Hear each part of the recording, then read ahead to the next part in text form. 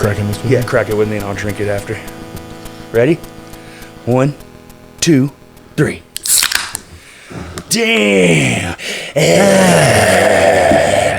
We're badcocking.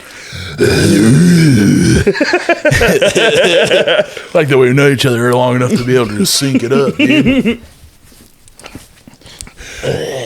Like Mortal Kombat friendship. Yeah. Get the fuck in. Pulling your tits out on the podcast. That's all right, dude. I got some. I'm up to fucking like, that's got to be like a pure C right there. Yeah. I like the suspenders though. Is this the new thing? Yeah, dude.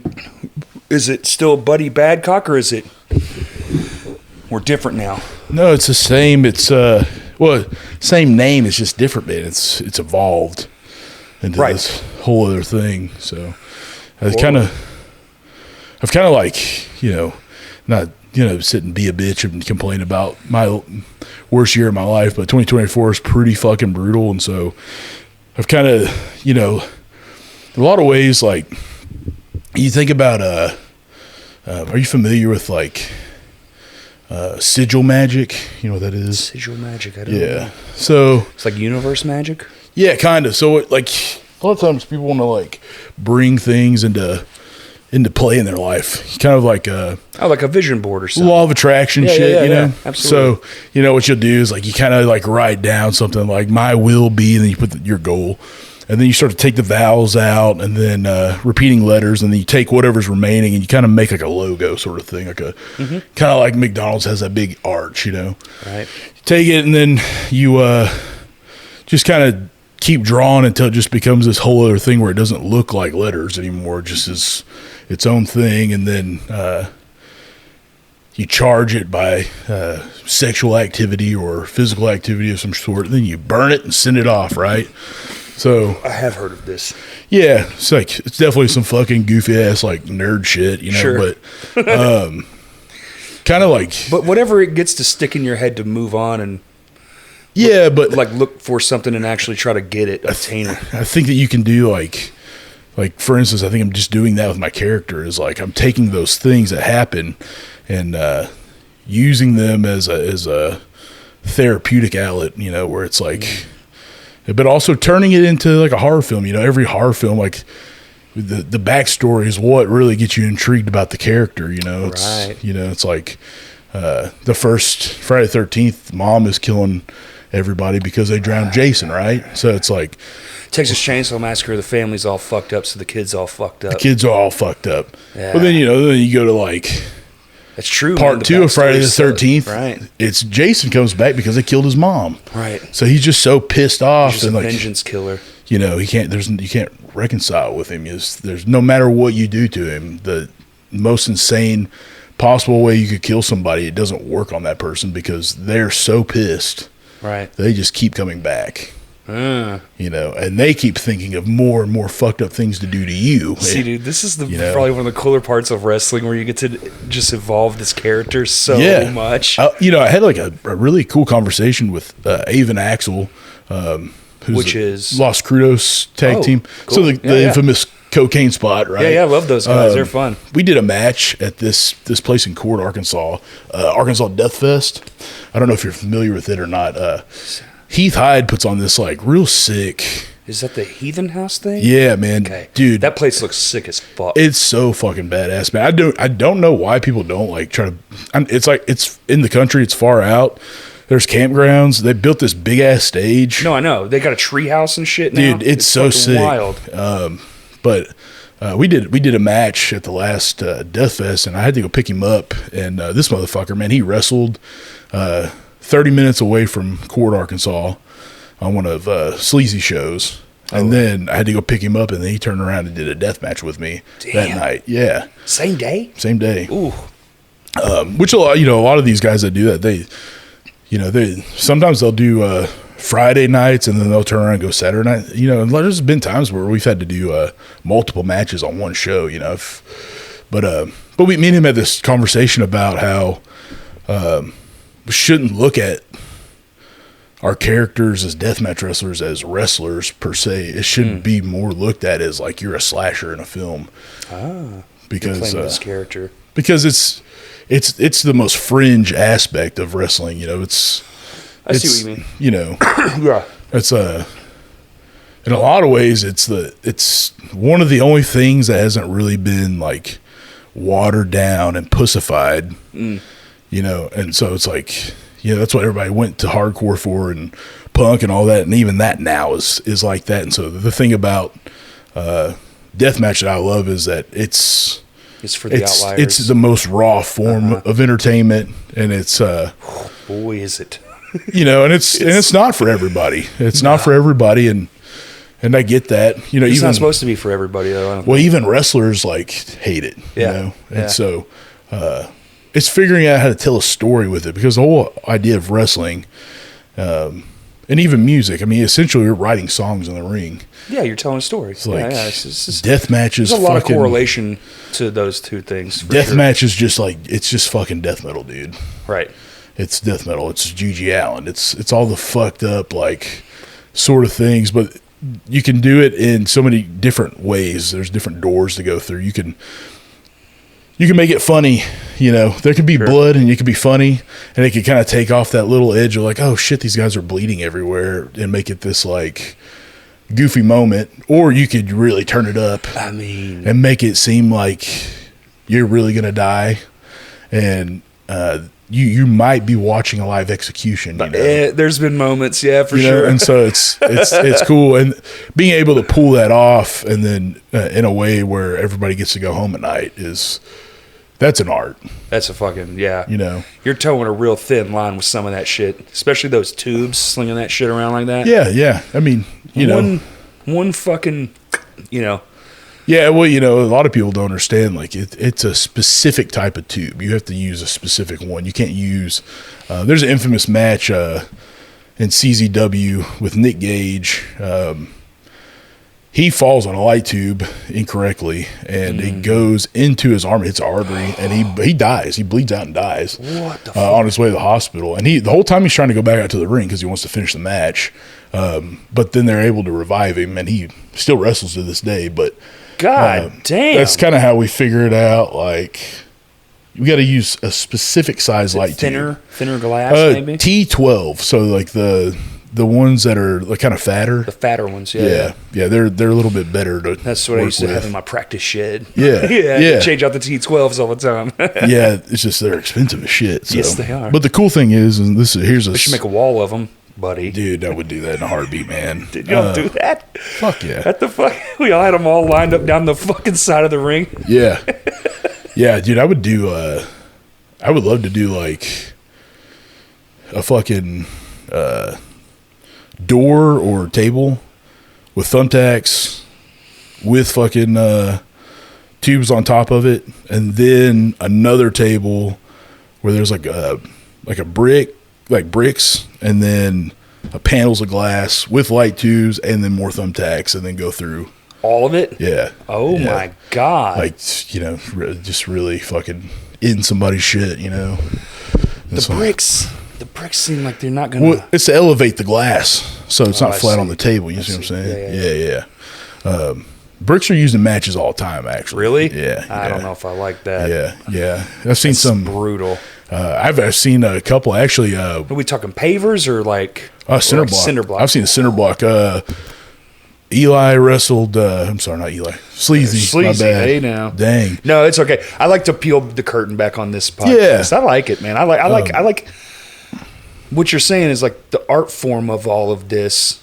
It goes a lot. There's a lot more than it's just a bunch of fucking barbarians. Yeah. You're really thinking about shit. You're not trying to die. You're trying to entertain. You're trying to entertain, but then, you know, also, you're crafting. I don't know anybody that's into any type of fringe shit that had a great upbringing. You know, it's like we're all fucked up kids. You know what I'm saying? So it's a way for us to be able to get that out and also get attention. You know? Oh yeah. Well, like, you didn't get attention when you were a kid. There's only one reason why we're in the entertainment industry is because we like attention. It ain't the fucking it's a money, sad dude. reality. Yeah. It'll never be the money. I don't think. Yeah. You know. Yeah. I mean, knock on wood. Maybe one day we'll be lucky, but that'd be awesome. Sure. Know, but I'm gonna do it forever. Regardless of the Eli. I'm sorry. No, you're good. And Sleazy did this match with Madman Pondo, who's like, he's pretty much like the Juggalo wrestler. Oh, hell yeah. Super cool motherfucker, man. Whoop, whoop. He put cinder block on his dick and then took a sledgehammer and broke it, you know, so. God damn it. No ring death match, too, at the High Tone. It was sick, man. It was sick. On that nasty-ass floor. Yep. Yep. God almighty. He just broke his dick right off. I don't There's no way. He don't need it. He don't need it, you know. He don't need it. He told me when he pisses, he puts his thumb over the top of it, like a, you know, so it's already he doesn't have to do that anymore. He just does that on its own. So, oh shit! Careful. Yeah, man. Oh, you cracking, huh? Yeah, this is kind of the only thing that's in here. Shout out to my girlfriend who let us film this here. This is also hers. I didn't ask, so hey. This is the nicest smelling pod we've probably ever done. Yeah, dude, it's like, she's in nursing school and shit, so she's like, you know, professional and the opposite of me. So it's like, well, what the fuck do you see? We got fucking draperies and shit. Yeah, it's like tapestries, good soft couches. Like I have to make sure to wipe my ass with wet wipes so I don't have like shit in my pants. Like, you know, whatever. You know, everybody likes something. Growing up stupid. Yeah, dude. Yeah, dude wipes. Dude wipes rock, man. They make your ass's breath smell good. Like you're trying to get your ass ate, you cannot. Dude. Wiping's not enough. I mean, no, it's not, dude. You gotta a bidet. You know, I know some people who have a bar of soap on the back of their toilet who will like wash their ass with a bidet, dude. And like, whoa, that's insane. But you know, that's a lot of ass eating when you're that prepared. Yeah, man. I feel like that's an every time occurrence if you got a special bar of soap for your booty. Yeah, man, it's a lot. I don't it's even. A lot. Yeah, but then you dude wipe it too, though, so it's got like a nice smell to it instead of. You kind of got to get in there a little too. You don't dude asses are not the same as lady asses. Not even close. They're crazy, man. Like you know, it's like have that thing ready. But if you got that fucking like, it's all that meat we're eating. Yeah, just dude. Just fucking leaking out. Well, you know, I'm a butcher. I love meat. So. Yeah, oh yeah. Holy fuck. Just did 7 shots in one go. God dang. You're a man. Sometimes. Dude, I can't drink like that. I can't drink at all, but that stuff right there, I'm the guy that's like, woohoo! Yeah. I'm on top of the fucking building, like, you're gonna die. Yeah, I don't know. I haven't been drinking much lately. I just kind of figured just for the occasion and just loose, you know. Last time I've had a shot. I did shots with Sean, my buddy Sean. But prior to that, I was pretty loosey-goosey with the liquors. And on this podcast, one of the first episodes I did with my buddies in my house, and it was no video, thank God. But it's 4.5 hours long, and I'm only coherent for about an hour and a half. Yeah. And it turns into fucking pure shit. It's wild. I put the whole thing out. You can hear it. It's hilarious. I woke up that night at like 2 a.m. Didn't even know they had left. Like they shut the pod off. Like I woke up on the rim of my couch right here, sleeping with my cat. Yeah. Yeah. Yeah, we I was obliterated. Whenever we were still doing the podcast, man, we were doing an interview, shot ones with Termination, and the drummer dude got so fucking hammered, mate. Dude, I heard about that. They fucking hung, man. Like it was pretty sick. Like shot ones. Yeah. And what was the just did the nastiest fucking shots, dude. That's what it was. They were like gross shots. Like this one's got boogers in it or something. Like dude, we did one. I don't know if we did. It was like a sour cream like fish and some kind of Scandinavian booze. It's like which is like a real like I can't remember. Scandinavian booze are crazy. They have like herbs in them. Of course they do. It's fucking nuts, dude. But kind of people. Oh man, I'm kind of glad we're not doing. It's fucking. It was gross, but yeah, dude, he like fucking wreaked havoc in that bathroom, barfed, and then I guess his like wife came and got him. But party's hard, dude. It was it was fucking sick, man. Yeah. It's like I walked in the bathroom. I was like, yeah, dude, he fucking. I could let it go. One of those fish oil and a booze or something. Yeah, dude. Raw egg and sardine whiskey is crazy. Not because of the flavor or anything. Like it's just like the yolk could bust in the back of your throat when you swallow it. So yeah, it's a texture thing. But yeah, which that's all I am. Like texture is everything. I'll throw up. That's what I'm going for, dude. Same with Sugabog. When we did their very first interview they've ever done. Really? And dude, we were all battling over the trash can, like trying to, like we were about to puke on each other's heads. Like it was crazy, man. But yeah. Did y'all put that out? Yeah, we did. I don't know. Was it Patreon? It might be. I don't even know, man. I feel like I would have seen that if it was public. Yeah, I'll try to find it after this one. That'd be sick. Dude, it's like, it's one of the fucking, they're some of the fucking funnest dudes to hang out with. Like, they just are down to earth. They don't act like a lot of bands do. They get a little fucking, once they get a little big, they start acting like shitheads, you know? It's like, ego's a real motherfucker, man. I probably talk to Devin at least once a week, you know? Like cool, hell yeah. Yeah, he's super cool, man. One of the homies. Dude, he really is, dude. So, but yeah. So, been building a new character. That's cool. I think last time you were on the podcast, I don't even think you had started wrestling yet. No, I think we talked about wrestling a little bit. I kind of talked about the history of it. Yeah. But yeah, like, you know, I guess I could kind of go into the character, like kind of where it's evolved. Yeah. You know, because we haven't heard any of this story. Right now, Hell Patrol is kind of on hiatus. Right. Chris has got a different career, and he's pursuing that. And so I'm really wanting to do this as much as I can. I would love to kind of... Is there a circuit you can get into where this is like, not like there's AEW or WC or whatever the fuck it is now? There's tons of deathmatch organizations, and then there's like, you know, kind of what TAC does is a variety show of different styles. Mm-hmm.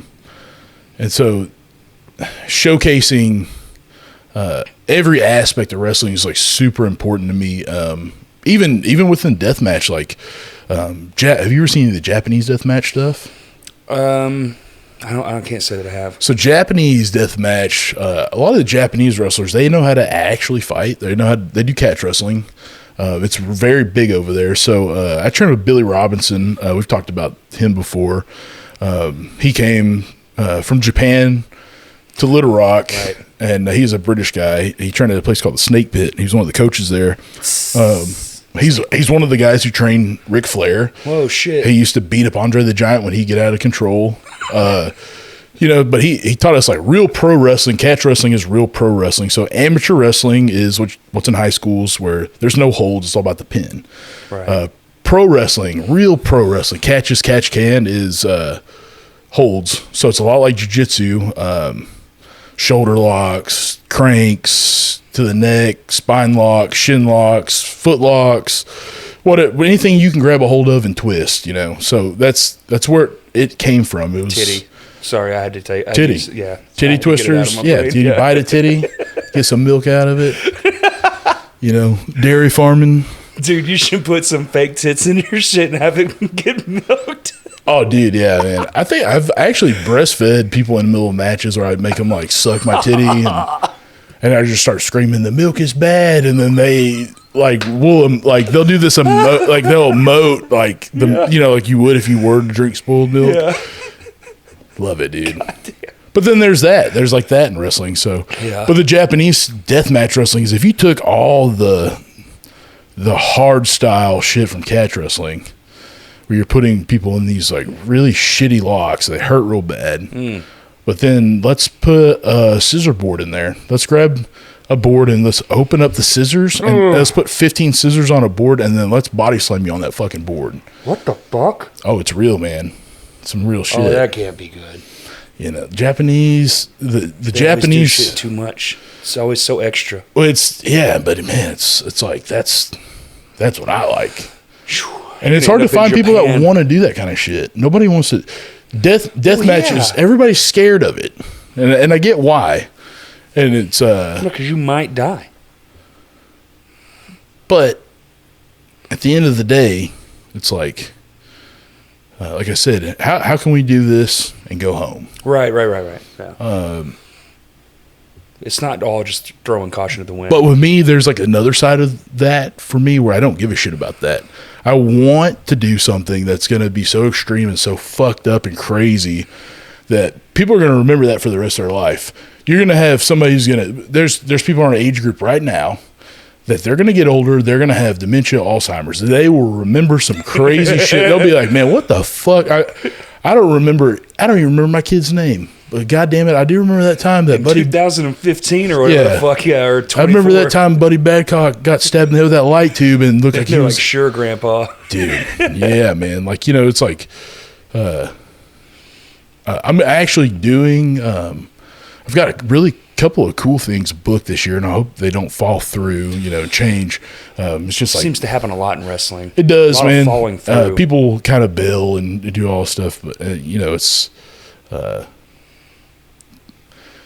sometimes you get better offers. You go where the money is. I get it. I mean, I do get it. And nobody gets pissed about And it happens constantly. So it's like, because there's a lot more than you would think that there is. Dude, there's some.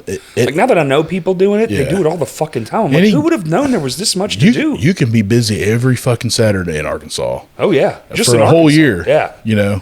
I wrestled at a new spot I had never wrestled at. It was ASWF in Tuckerman, Arkansas. I just showed up with a buddy of mine, and Gabriel Valentine. He's an announcer. Yeah, Montez. Yeah. So I got off work that morning at 7:30 and went there, slept for 2 hours, and then we drove 2 hours to this place. I got out of the car, and the promoter goes, "You wrestle?" I go, "Yeah." He goes, "You got your gear?" And I go, "Yeah." He goes, "I'll see if I can find something for you."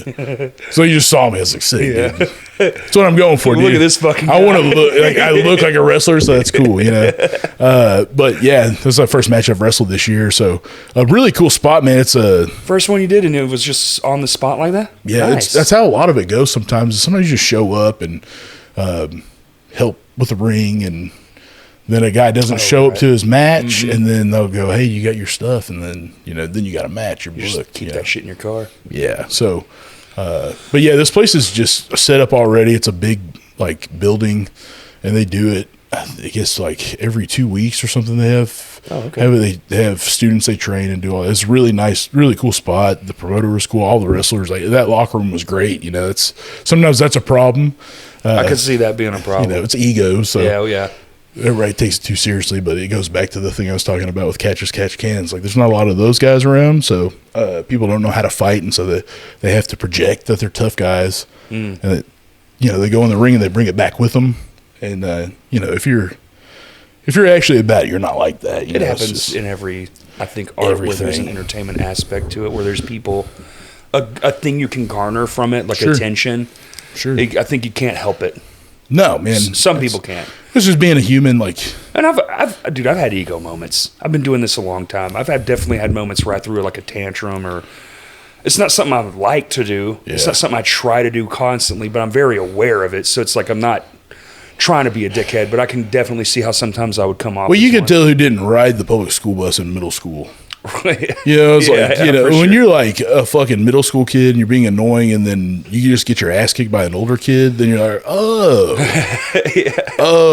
fuck, okay.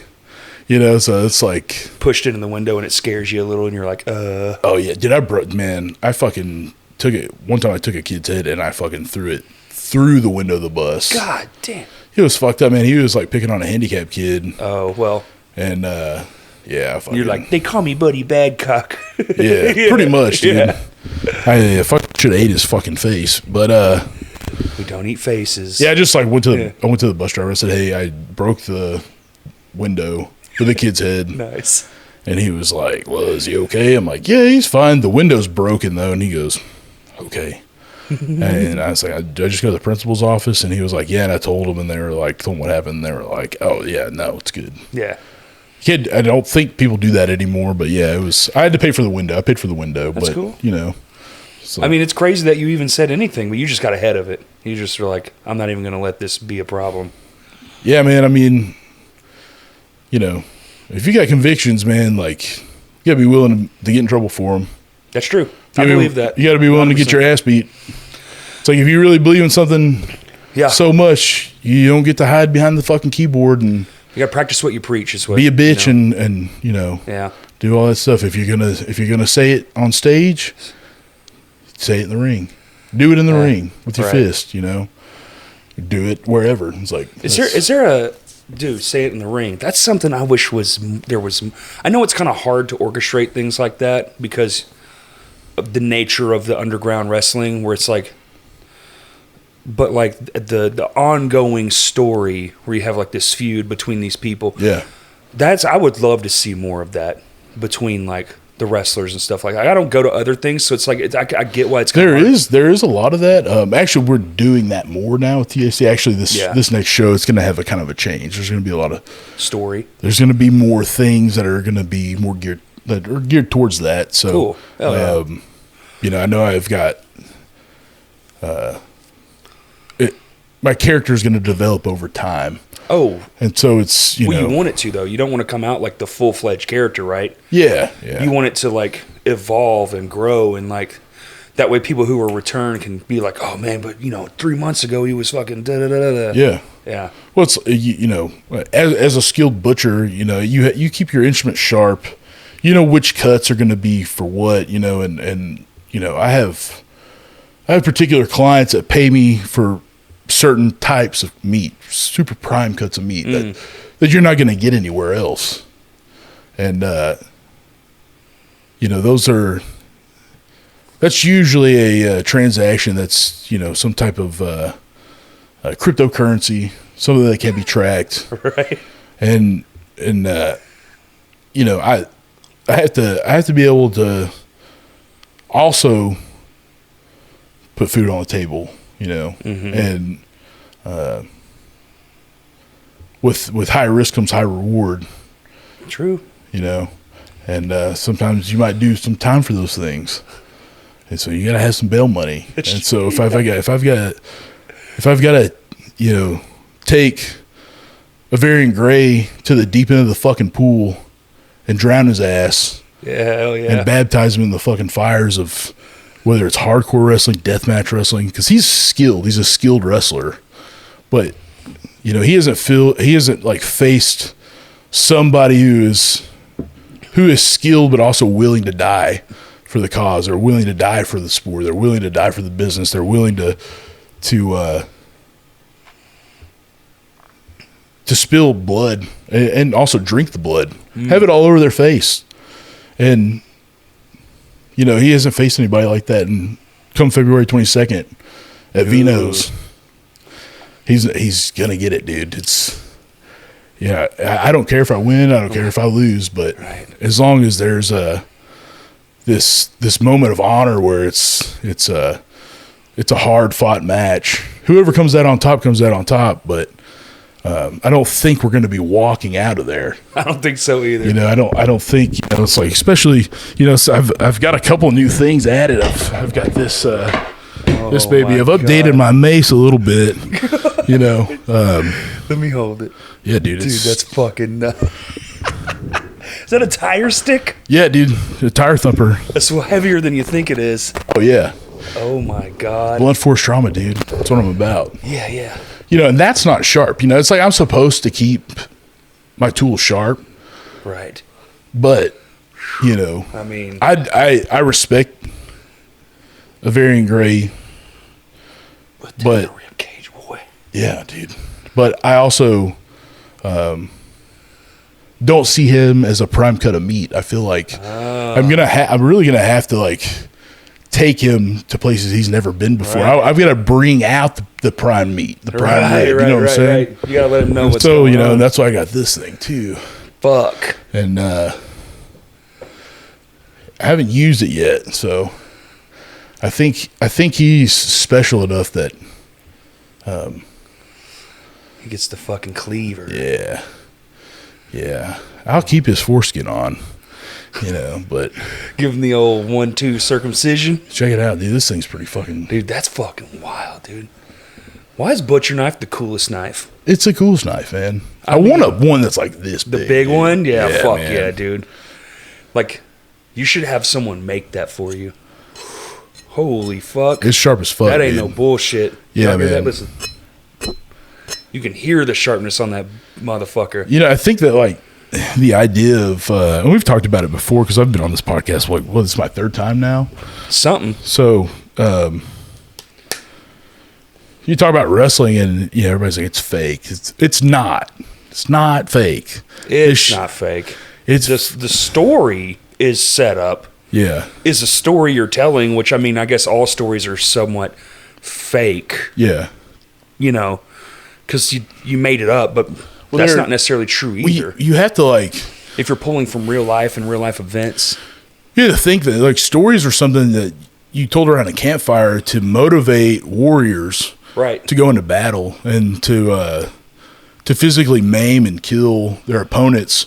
You had to be able to, like, to get yourself in a mental state that's never been before, because you're about to commit various acts of violence, atrocities, just insanity. It's like, you know, so having like heroes and villains and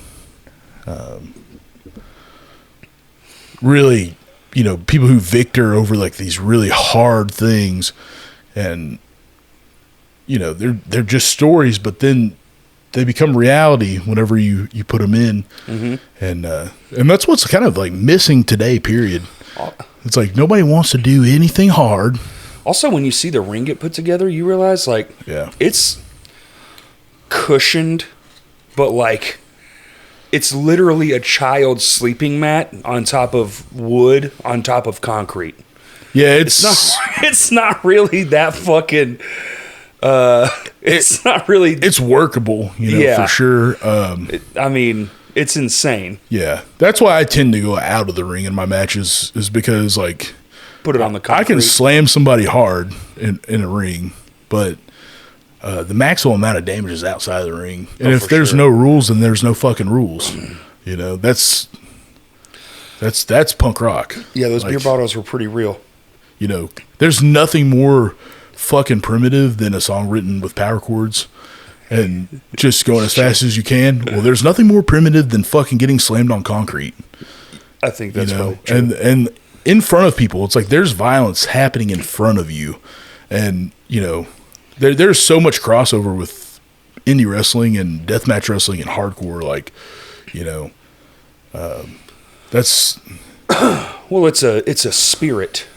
Yeah. You know, it's the ethos of it all. Well, there's all... I always say punk rock's not a genre. It's like a way of being. Yeah. You know, like Johnny Cash to me is punk rock. He's not a country artist. He's a punk rock Can we just bring that back, man? Fuck, dude. I'm really tired of pussies. Like, I just, you know... Man. You got to get the... you know, it's like what is the word I'm looking for? Like the spirit of it. Yeah. Like you have to be that sort of, you know, like in my heart of hearts, I'm like a punk rock dude. I don't really care too much for much, you know? Yeah. So it's just like, I kind of live that way, and I don't like you have to, what we were talking about earlier, you have to be convicted. Yeah. You have to be like, and I try to practice what I preach as much as humanly possible. Like, I don't like, say it's like, you know, I think like fast food is just filled with bad shit. Yeah. Dude, I don't eat fast food anymore unless I absolutely have to. Yeah. I quit going to all this. It's like, I'm trying my best to live by what I believe in, for sure. Yeah. You know, it's like those convictions, like, do you feel like with that, there's some type of peace that you're trying to find. Oh, for sure. And so, but I think mine is almost a regression. It's just like, go back to like, I just want to be outside with my friends. I don't want, like, I love this. Like, I love podcasting. I love this. I like that this technology exists. But if it had to go away for like us to just be like, man, I really miss. And if you're born without it, you don't know what you're missing, because it's like, you know, that's why older people are like, well, it's not the same. It's like, it's not going to be the same. It's not supposed to be the same, really. Yeah. I tend to, now, the older I get, the more I long for just like going over to Buddy's house. Yeah. And having this same conversation. But like, you know, 2-3 nights a week, or have a party at my house, or like, I almost don't do any of those things anymore. Yeah. This podcast is like one of the better things I do, because I get to do this shit and have these good conversations, because otherwise me and you were probably always too fucking busy like to like hang out like we used to. Yeah, I mean, we used to see each other all the time. Yeah, dude. Like, and life just gets in the way. I feel like a lot of times those convictions, because all you're trying to do is like you have these convictions, you're setting up this way of life that you enjoy, and what happens is there's another group of people who want to shit on that and they want to stop you from doing that. Yeah, you just got to block that out, though. You try to. Yeah, you try to. It's hard, especially when it's a bunch of people. Sure, and that's with anything. That's with art. That's with wrestling. That's with music. That's with any of it. Somebody's not going to like those things. And so and that's fine. But as long each their own. As long as you don't tell me what to do, right? I don't give a shit. Because if you tell me what to do, I'm going to do it way more than I should. Yeah, I'm very bad about that. Yeah, dude. I think it's I think it's from our age group, dude. Well, it's like a personality disorder. It's called opposition or defiant disorder. Oh, really? Yeah, I have that. Yeah, for sure. Me too, man. Sure. Well, that's why I worked with kids for like troubled kids for so long. It's like, yeah, okay. Like I get it. I'm you, but I'm like in my 30s. But like, how do we do this to where you don't get in trouble anymore? You got to learn how to fucking do it. Well, that's what wrestling is for me. It's the thing I can do that's the most insane, wild shit I can do, and I don't have to go to jail. Music is therapy in a way that I didn't understand until I couldn't do it for a while, and then it clicked in my brain like, oh, this is more than just you have to do it. I am definitively going to do this for the rest of my life because I have to do it. There's no turning it off. And even if I don't say play music, I have to be involved. Like this podcast. Yeah. This does for me what a really sick show does. Dude, after a good pod, I'm on fucking 10. Sure, dude. And I'm sure you can relate too when y'all had good pods. Like you're like, fuck, dude, that one's going to be a banger. That's special. Yeah. I mean, but it's like... And it's weird because they live forever. Like these pods, they live forever. Music too. It's like you can write a song, man. And it's like it's like you're just talking about Johnny Cash. He's dead, but dude, like it's forever. I can go into Waffle House right now and fucking sit down and eat an All-Star Special and listen to fucking Johnny Cash. Absolutely, and it's still badass. Yeah, it's like, but it's also something cool like we're with y'all where y'all have to leave it on the mat. Yeah, I don't know the correlation, but like when you release a song, it's almost not even your song now. No. You know what I'm saying? Like that is for the memory of everyone else. It's up for interpretation because everything has this lore, and that's what we really like. It's like the artistic expression. How many times is like when you're going to shows, they're like, who's the sickest mosher of all time? Like there's so many like fucking insane like shows you went to where somebody was really going off. And dude, I've seen some shit. Yeah. I watched a dude break his arm over another dude's head. Yeah. Like, God damn. It's like, and that, it's like super sick, and it's just like those things are really cool. It's like wrestling has tons of that. Music has tons of that, dude. Mm-hmm. Like, how many stories have you heard about fucking Madball where they show up to a venue and they have a fucking briefcase handcuffed to their wrist? And they're going to get like an advance pay before they play. It's like shit like that. Tons of shit like that. Or hoods. Cool. Hoods. I've heard some hood stories, guns and shit. Mike Hood's a wild motherfucker, dude. I've been to a couple hood shows, I won't go. I'm good, dude. Yeah. I don't need that. It's like you see all that, and then there's tons of stories about wrestlers that are like pure insanity. Have you seen Dark Side of the Ring? Have you watched that? Dude, I haven't, and I really want to. I've heard it's fucking amazing. It's amazing. So it kind of goes, like, everything that happens on the outside of the ring, and also on the inside, too. There's a lot of murder, seedy, just crazy shit. It's one of these things where anyone's allowed to do it. Yeah. Anyone. So when you have a thing that anyone can do, sometimes those anyones are batshit fucking crazy. And then you're getting head injuries and the guy I was telling you about, Nick Gage, that died doing a death match. They do one on him. Like, it's crazy. Oh, really? They do one actually on him? Okay. I'm not even spoiling it because the guy's just so fucking bananas, dude. He literally at one just decides on a whim to rob a bank. Just does it, dude. That's sick. Just does it. Gets his money, fucking bills, and then he goes to where the fuck is that place in New Jersey that's like all the casinos and shit? Atlantic City? Yeah, he just goes to Atlantic City, dude, and spins it all up and then turns himself in. Like, that's cool, man. That's fucking cool. Like, it's at the casino, dude. You'll have to go get that. Oh, he told the dude, he like told his buddy, he was like, he's like, the cops are here and they're fucking like looking for you. He's like, I'm going to turn myself in when I'm done. That's awesome. Yeah, man. Like, where the fuck is that? Is this a mini series? Is this what this is? It's. I think there's 5 seasons out. Oh, it's a wow. Vice does it. It's really good, man. I do need to check that. I have heard about it. It's cool. It's just like, dude, even if you don't like wrestling, man, you're gonna love that show. It's so crazy. They do one on Chris Benoit. The Chris Benoit one's real crazy. That's fucking that dude. Yeah, man. It's like it'll change your mind. Did you watch the movie with Zac Efron where they did it on that Iron Claw? Yeah. Yeah.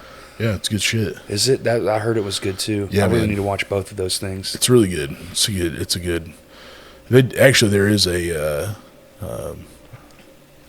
Dark Side of the Ring about that also. About those actual guys. Yeah. Was it brothers? They're all brothers. It was a whole family. Their dad was a wrestler. That's it. Their dad was a fucking Nazi character. So yeah. Oh shit. Yeah, man. And so a lot of times in like the 50s and 60s. You were after World War II, you had guys that were like Nazi characters as villains, and then the Cold War happened, and then you had like guys like the Sheik.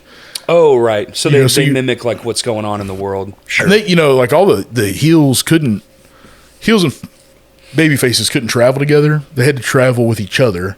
Right. And so you couldn't, because the kayfabe was a real thing. Oh, they had to, like I think for a lot of people it might still be. I don't. Yeah, for sure. For some people, I mean, like I know promoters would like, if you're at a bar somewhere and somebody comes up and says that shit's fake, you're supposed to kick the shit out of them. Yeah, and they would usually come get you out of jail. So there's a lot of legends and. Especially from the older times. I just like 2 days ago. Have you seen Ready to Rumble?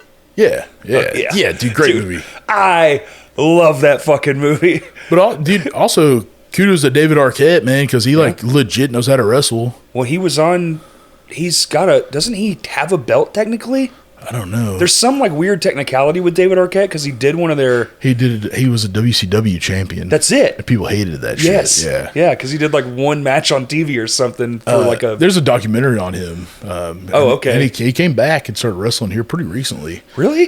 He did a death match with Nick Gage. David Arquette. Yeah, and Are damn you near serious? he almost fucking died too, because he was a fucking idiot, and I mean, I think he's a little crazy. You gotta be, dude. Yeah. Well, dude, listen, the most insane people in the entire fucking world, who do you think it is? There's really 2 groups of people. Who do you think they are? In wrestling? No, just period. Of all time. I don't know. Actors? Oh, that's self-indulgent, yeah, for they're sure. crazy. Anybody that can just fucking really change themselves and... Chameleon type. And then therapists. Huh. I don't know a single therapist that's not. I know one guy that's like sane. The rest of them are all fucking nuts. I feel like if you're in therapy, you have to be in therapy because there's no way you should be. Yeah, they all that stuff, dude. Because you're trying to figure out how you tick, and then also the curiosity of these other things that make other people tick and why they do what they do. The things they hear. I mean, I'm sure you have some sort of clue to that because I personally train a lady that's a therapist. I get to hear all kinds of cool shit. Like it's crazy. Yeah, that's man. wild. Dude. Yeah, they're all fucking nuts, dude. How's that going? The personal training shit? Yeah. I just do it for a handful of people. I'm so busy. Part of the whole thing with like 2024 is like, I lost my job with the kids I was working with. Yeah, and then in the middle of a divorce, and then, just like, just trying to kind of, you have these like morals and this moral compass that you kind of have. And then things like that really change like who you are as a person. Oh, yeah. And you have to find yourself again. You lose yourself and find yourself. My dad dying was huge for me. Yeah. It made me different for sure. It's and I kind of went one far, two way, and then kind of had to pull it back, Yeah. Because, you get real lost in big life changes like that. You're like, fuck, who even the fuck am I? Well, you hear shit like, oh, you're such a good dude. You hear that from like those situations, and then you kind of realize that's probably why you're in the position you're in. It's like maybe you were a little too nice, you know. And so sometimes that's true. Yeah. Then next thing you know, you get off your shift at the butcher shop and catch your old lady fucking some dude, and you kill both of them. Yeah. But it's like, dude, I have this ability to raise the dead. So like, me and my wife are fine. She's still around. I have to push her in a wheelchair. She doesn't really talk much. Like telepathically, she'll talk to me, and I know what she's saying. And I have to keep her in check because like sometimes I'll be wrestling and then like she'll think one of the other guys I'm wrestling is like attractive, and so I have to let her know who the boss is, and I have to take them out back and fucking in their life. Like that's I can't have that. Like my last name is Badcock. Like right. I can't fucking. It's not good cock. Yeah. Yeah. Which even that, like people think that last name is sexual. Like people think that I got that name from a sexual thing. You may tell you the roots of it. I do. Because people jump to that because they're like, I'm not going to call you that. I'm like, well, listen, like here's what it is. So you shouldn't call a rooster that. I used to do a job where I traveled a lot. Fuck it. I mean, we're past time. I'm not going to get in trouble for any of this shit. Used to be a jiu-jitsu referee. And me and the boys would dine and ditch Cracker Barrel. Right? And so, you get to watching like Western movies and you see these dudes robbing banks. And, oh, yeah. It's before cameras and all this stuff. And you could just say your gang's name. And then people would be like, it would make headlines. And people would be like, true, yeah. The Salty Boys were here. And then the fucking Salty Boys robbed saloon. Yeah, yeah. So we, the Sticky Bandits. Happened to fucking go to Tennessee and go to a Kroger, load up a grocery cart full of beers, lots of deli meats, lots of sandwich stuff, and then just roll out of that bitch. And guy comes outside and he's ready to fucking like, whatever. But as we're loading things up, you kind of had to like let him know like there is actual violence that could happen right now. We're hungry. I think you want to stop. Yeah. We're hungry. We want to get drunk. We want to go to this pool, this hotel that our boss paid for, and leave the beer cans floating in there, and the real roughneck shit. Get away. Yeah.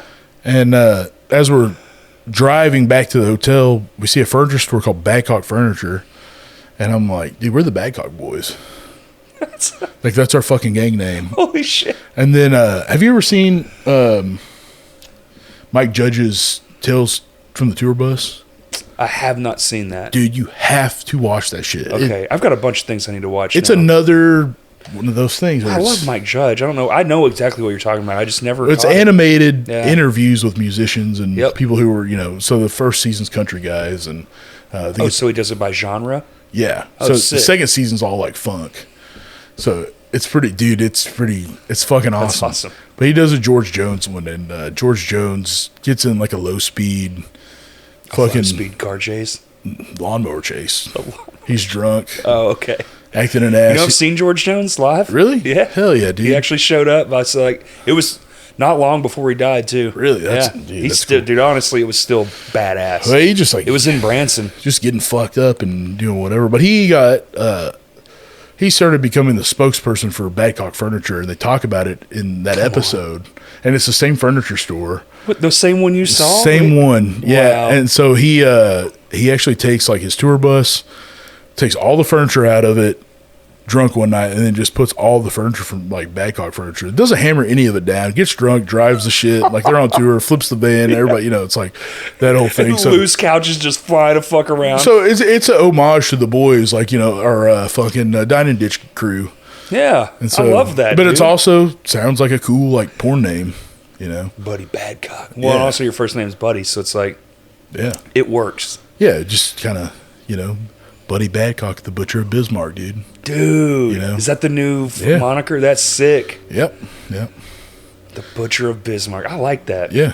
Hell yeah. So just self-made family. Just dad was a pro wrestler, but he was also a butcher, and he'd take me out back and bend my fingers backwards, and he never told me I did a good job, and he didn't really care about grades. He just wanted to know how precise the cuts were, like how skilled was I with the cleaver. Right. How much fat could I trim off a brisket, things like that. And so That fat cap off the top. Yeah, man. You know, so you work hard and sometimes you struggle and you do all this stuff, and then, you know, your fucking cunt wife decides to fuck around on you, and then you have to carve up, you know, some people and do all that. Real, but, Hills Have Eyes type shit. Yeah, you know, I never really understood like people like Ed Gein and those type of people, and now I kind of do. Like, you know, oh shit.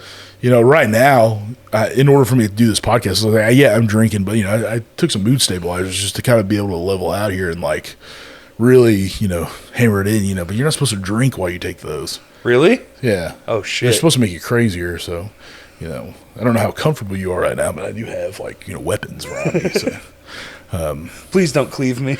No, man, we got to make sure this gets out. You know? Yeah. I need people to know, like, you know, if you decide to step in the ring with me, you may not get out. Right.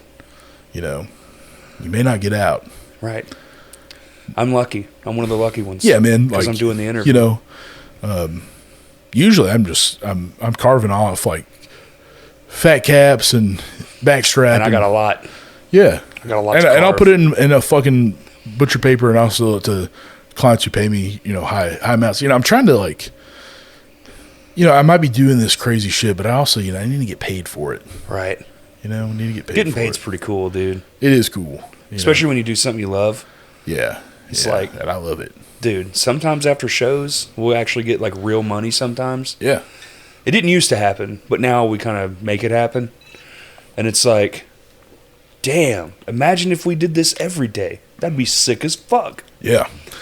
Yeah, and there's like an ongoing thing in wrestling about hot dogs and handshakes, you know. And it's kind of how it started out. It's like sometimes you're gonna do matches for free, you know. Sometimes you play shows for free, dude. I've played probably more free shows than I have paid ones. Yeah, I'm not making that up. Yeah, you know, my early days, that's all it was people trying to get one over on you, or some shit fucking promoter telling you didn't fucking do enough, or it's just getting your name out too. It's like I mean, there's something to that, but I'm also with my punk heart, I'm very DIY. So when it got to a certain point, I was just like, well, I'm just going to fucking start doing it myself. Yeah. And then when you do it yourself and you realize, this is actually better, because now you get to decide what's what, who's your this, who's your that, who you're playing with. It's a lot nicer than... Well, that's how TAC started. Was like we had to do our own thing. Yeah, it started out of being tired with everybody else's bullshit. You had your own idea of the way it should go. Well, it's like, you know, we grew up in the time where wrestling was like this whole thing where you could tell your boss to go fuck themselves and you weren't going to get fired. You could go say, suck it. And, right to your manager? No, just to the crowd and like get paid. You could just be, you know, there could be mud wrestling and ladies' cans would be out. Times were way wilder for sure. You know, you might be a Mark Henry, world's strongest man, and you're banging an old lady and she's pregnant and she gives birth to a hand live on Monday Night Raw. God damn. And you know, that's what, like, it's like, yeah, those are all like gimmicks and things like that. And the wrestling was sick too, but you know, that's what it was for us. And now it's like this, I call it YouTuber wrestling. Well, yeah, it's all glitz and glam and you know, I mean, in literal YouTubers, pretty boy shit. And it's you know, it's like everything's going that direction. Like all these things that are like were considered fringe and on the edge that we liked as kids are all starting to be pretty boy shit. You know, and I hate that. I hate that. Like I want some fucking nasty. I want some ugly. I want some fucking like scumbaggery to it all. You know. They did take away the scum. That's a good word for it, man. They did take away the scumbaggery. I need the. Which, I mean, I guess things evolve for sure. I get it. Or devolve. But why can't you have all of it? It's kind of more what I'm saying. Like, why can't you have this stuff with? Does every concert or match have to be this to the nines fucking thing? No. Yeah, no. It doesn't. No. Because the idea of all this like counterculture shit is that you're not like everybody else. Right. It's like they're up there in 4K and we're down here in like 430p still. Yeah. You know, like resolution's a little different. It's like I've been trying to do more things with music involved with wrestling. That's fun. I'm going to do Sleazy's helping put on deathmatch tournament at the next Fields of Death at the Heathen House. Oh, sick. It's a 12-man tournament. Is what we're shooting for. We got some bigger names hopefully coming down. 12 men, so 6 matches, or is that what that means roughly? Yeah, that'll be everybody will have more than one match. Oh, okay, cool. Some sort of tag teams. No, it'll be multiple matches. It'll probably be just different. A little bit of everything. Is this while the concert's going, or is this? This will be in between bands. Oh, sick! And, it's really, and you have enough room there to do something like that. It's insane. So what kind of popped it off was the match that me and Avon had. Very insane, really brutal match. He took a watermelon knife. Have you ever seen those? God, it's a serrated edge knife. He cut my head open with it. God damn. And he took syringes and shoved them through my cheeks. Got a picture of it. Tons of glass and and had a good time. Actually, Machete Eddie was our referee for that. Are you familiar with him? You've had him on the podcast. Yeah, I know about him. Yeah, Eddie's cool as fuck, dude. He is very cool. So super nice. He's in one of my favorite bands all time, Vital Remains. Fucking sick. He's been in so many fucking bands. Dude, it's crazy. That band is insane. And now I guess his brother's in Primus. Yeah. Just fucking nuts. Shout out to Eddie. Eddie rocks, dude. So crazy. Such a good dude, man. Eddie's living a wild life. Loves wrestling, dude. He knows his shit. But yeah, so we're going to do that. And then I'm also going to be wrestling April 9th in Dallas. Oh, shit. Right before Paleface Swiss plays. Fucking sweet, dude. So me and Will wrestled when they came to Little Rock. We wrestled at Rev Room there and did a death match. So we're going to do a death match before they play. So that tour is stacked. It's speed, stick to your guns. Cool, sick. God damn. And where's this trees? Where is this? I think I can look it up, dude. I don't even fucking know. Big venue. The tour's almost sold out. Oh, okay. So probably not. Is it like House of Blues or something? Or is it? No, it's probably not that big. No, it's a new venue. Texas. I'm trying to think of all the fucking. They have so many. There's so many venues, good ones. dude. Yeah, dude. There's so many. Literally every other fucking feet. Yeah, they Paleface. Those never I knew who they were, but I never really listened to them. It was like some good metalcore, like newer and really fucking cool dudes, just super rad guys. I feel like when you're a musician, there's almost no middle ground. All the ones I meet, I'm like, okay, this person's super rad. I rarely ever come off of someone who's mid as a person. Yeah. It's either that guy's a fucking prick bitch or, dude, what a great fucking group of people. Yeah. It's never usually the other way. Yeah, it's one way or the other because the Southside Music Hall. Oh, sick. Yeah. Yeah. Okay, so I've never been there, but yeah, we've got that coming up. That'll be big. Dude, that's awesome. Then I'm supposed to do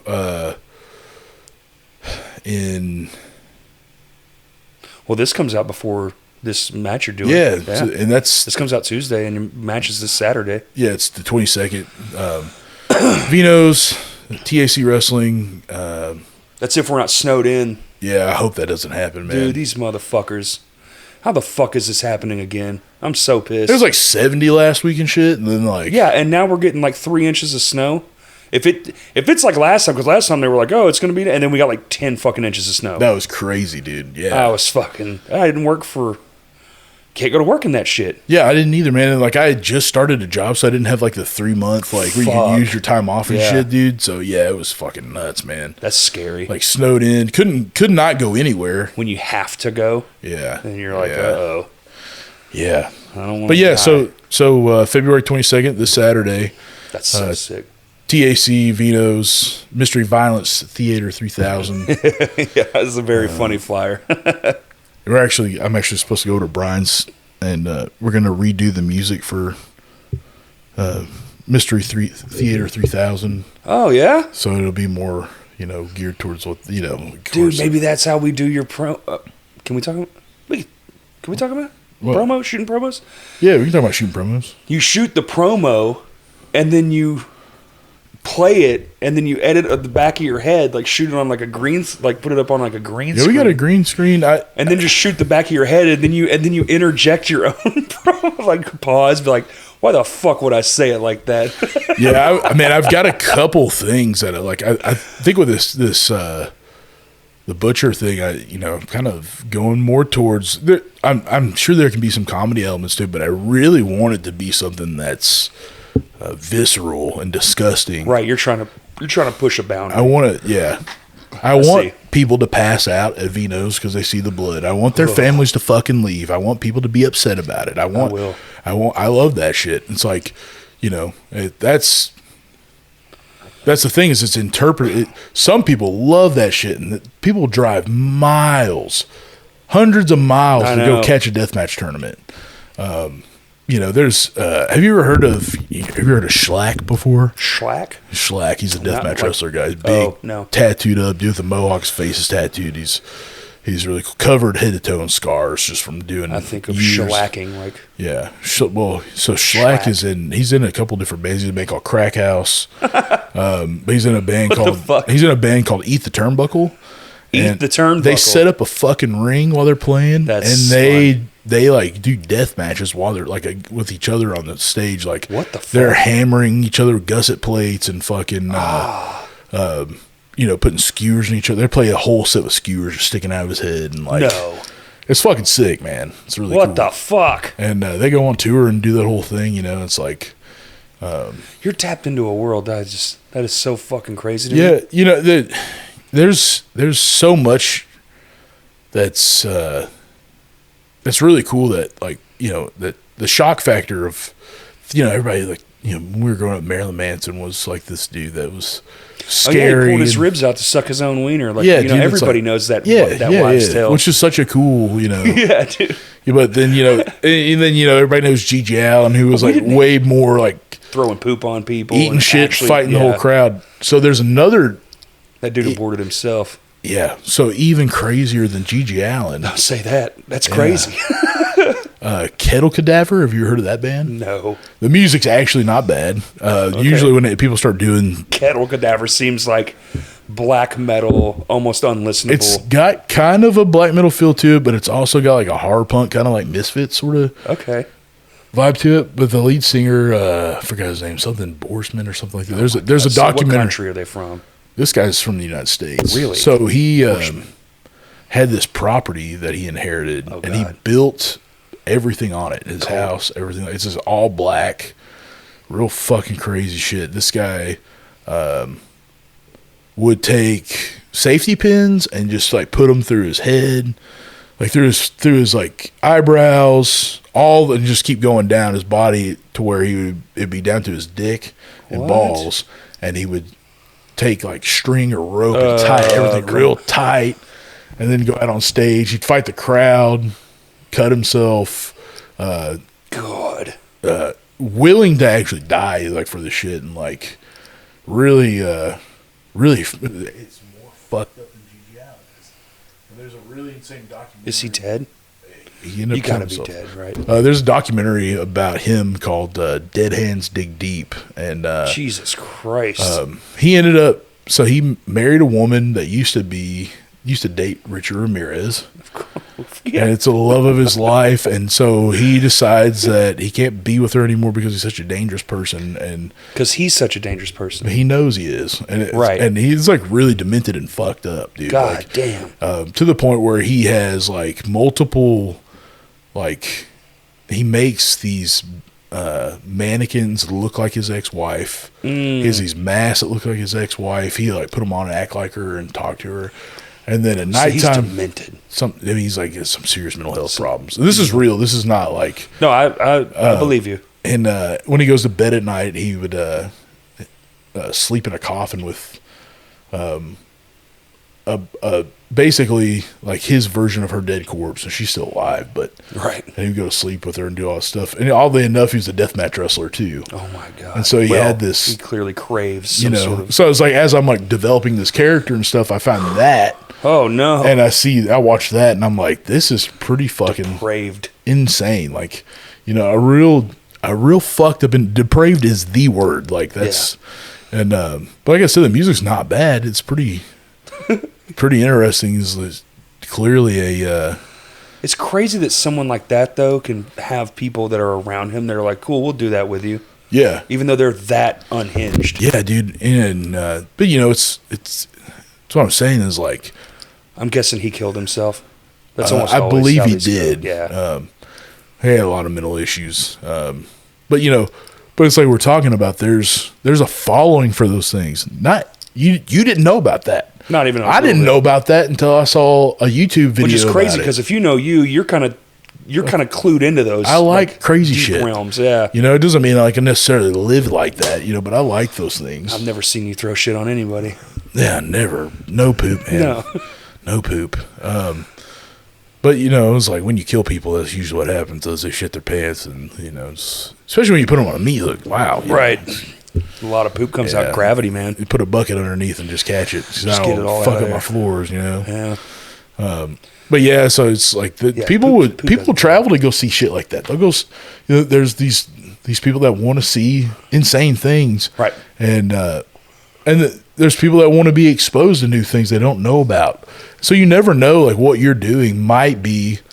I've actually, we were talking about this earlier. Is like I've had pretty in-depth conversations with people after matches where it's like I'm covered in blood, head to toe, and then people kind of, you know, they want to know why you do that, and then you kind of you start from there, and then as it turns out, the conversation turns into something more meaningful, and the match takes on its own life. Mm-hmm. That moment takes on its own life, and then those people go, I didn't really come to this thinking I was going to get some kind of like life lesson or whatever. I've learned, like I've had conversations with people where it's like you hear their story, and then you go, wow, dude, like this was something I needed, you know. Mm-hmm. And you know, however many times you're that for somebody else or they're that for you, you have to be able to open your mind up to all these different things because it's an expression. Oh, and yeah, for sure. And you should be able to be questioned about those things, and you should be have an open dialogue about it. And yeah, and people who want to have those conversations, typically, I think both ways are good. Like you're going to get something from each other for sure. And sometimes the interpretation of a song or a match or whatever, I don't want to ruin somebody's idea of what that. I never do. I've never done that. It's like, what does that mean to you? Yeah. You know, and then because it might be whatever that means to them might have been the thing that they needed. That might have been that fucking life raft.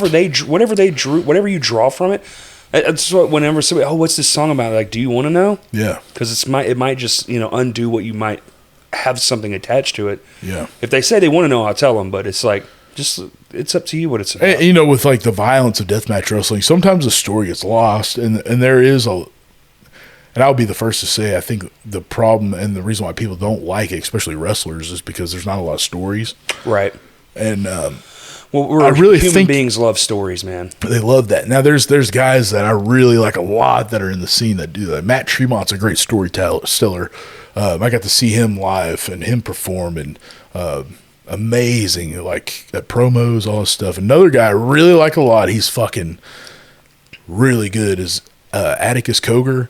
He doesn't consider himself a deathmatch wrestler, but he does a lot of death matches. He just did a match on GCW versus the People. He wrestled a lady who's like real pretty, has this kind of like queen vibe to it. Uh-huh. And what he did was when he came out, he had a mask that was made to look like her, but it looked like he had like skinned her head off kind of thing. And he wore everything she wore, and it came out. It was real fucking creepy. And it was like, you know, it was almost like the way I interpreted the match was like, this is about equal opportunity. You know, this is a man versus a woman. This is royalty. This is filth. It says like these two opposing things. And this guy is like pulling out fucking skewers and, Jesus. You know, and not holding back, you know, and shout out to that girl, man. She's not either. Yeah. You know, and so it's cool to see that, you know, where it's like, when you see something beautiful have to take a turn for the worse and have to try to survive and become this whole other thing, this, you know, this monster to fucking we thought was a butterfly was Yeah. actually this cocoon, and now it's like this whole other thing where it's like multidimensional. It's like she's beautiful, but she's also violent. Right. She's also dangerous. Go there, yeah. So it's like she's able to keep that pristine, feminine, motherly aspect of herself, but she will also fuck you up. Yeah, and Atticus had to bring that out of her. And that's a great match. And he has tons of matches that are great like that, where the storytelling's amazing. And so that's what I'm trying to bring to the table. It's like, I'm not a great wrestler. I know I'm not.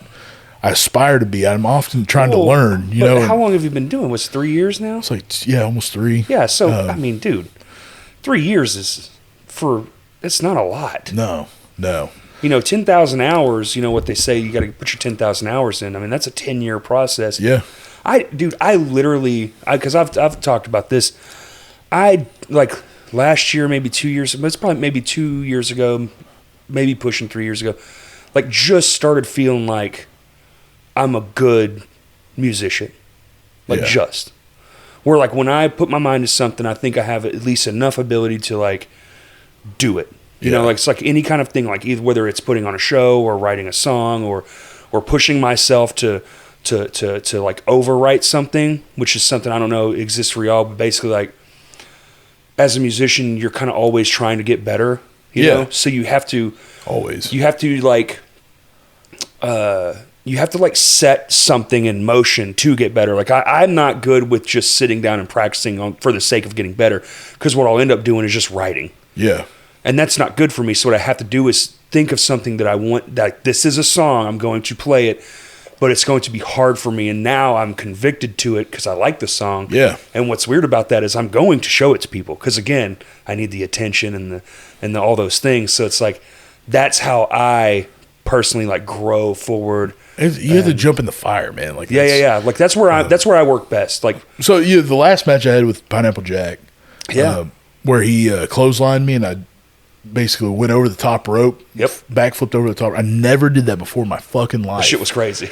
Well, because I was I just looked at him and as soon as I saw him, I was like, I'm just going to do this shit. Yeah. Never done it. I'm just going to do it. And so he was unaware of what was coming? No, man. So it's he fucking clotheslined me, and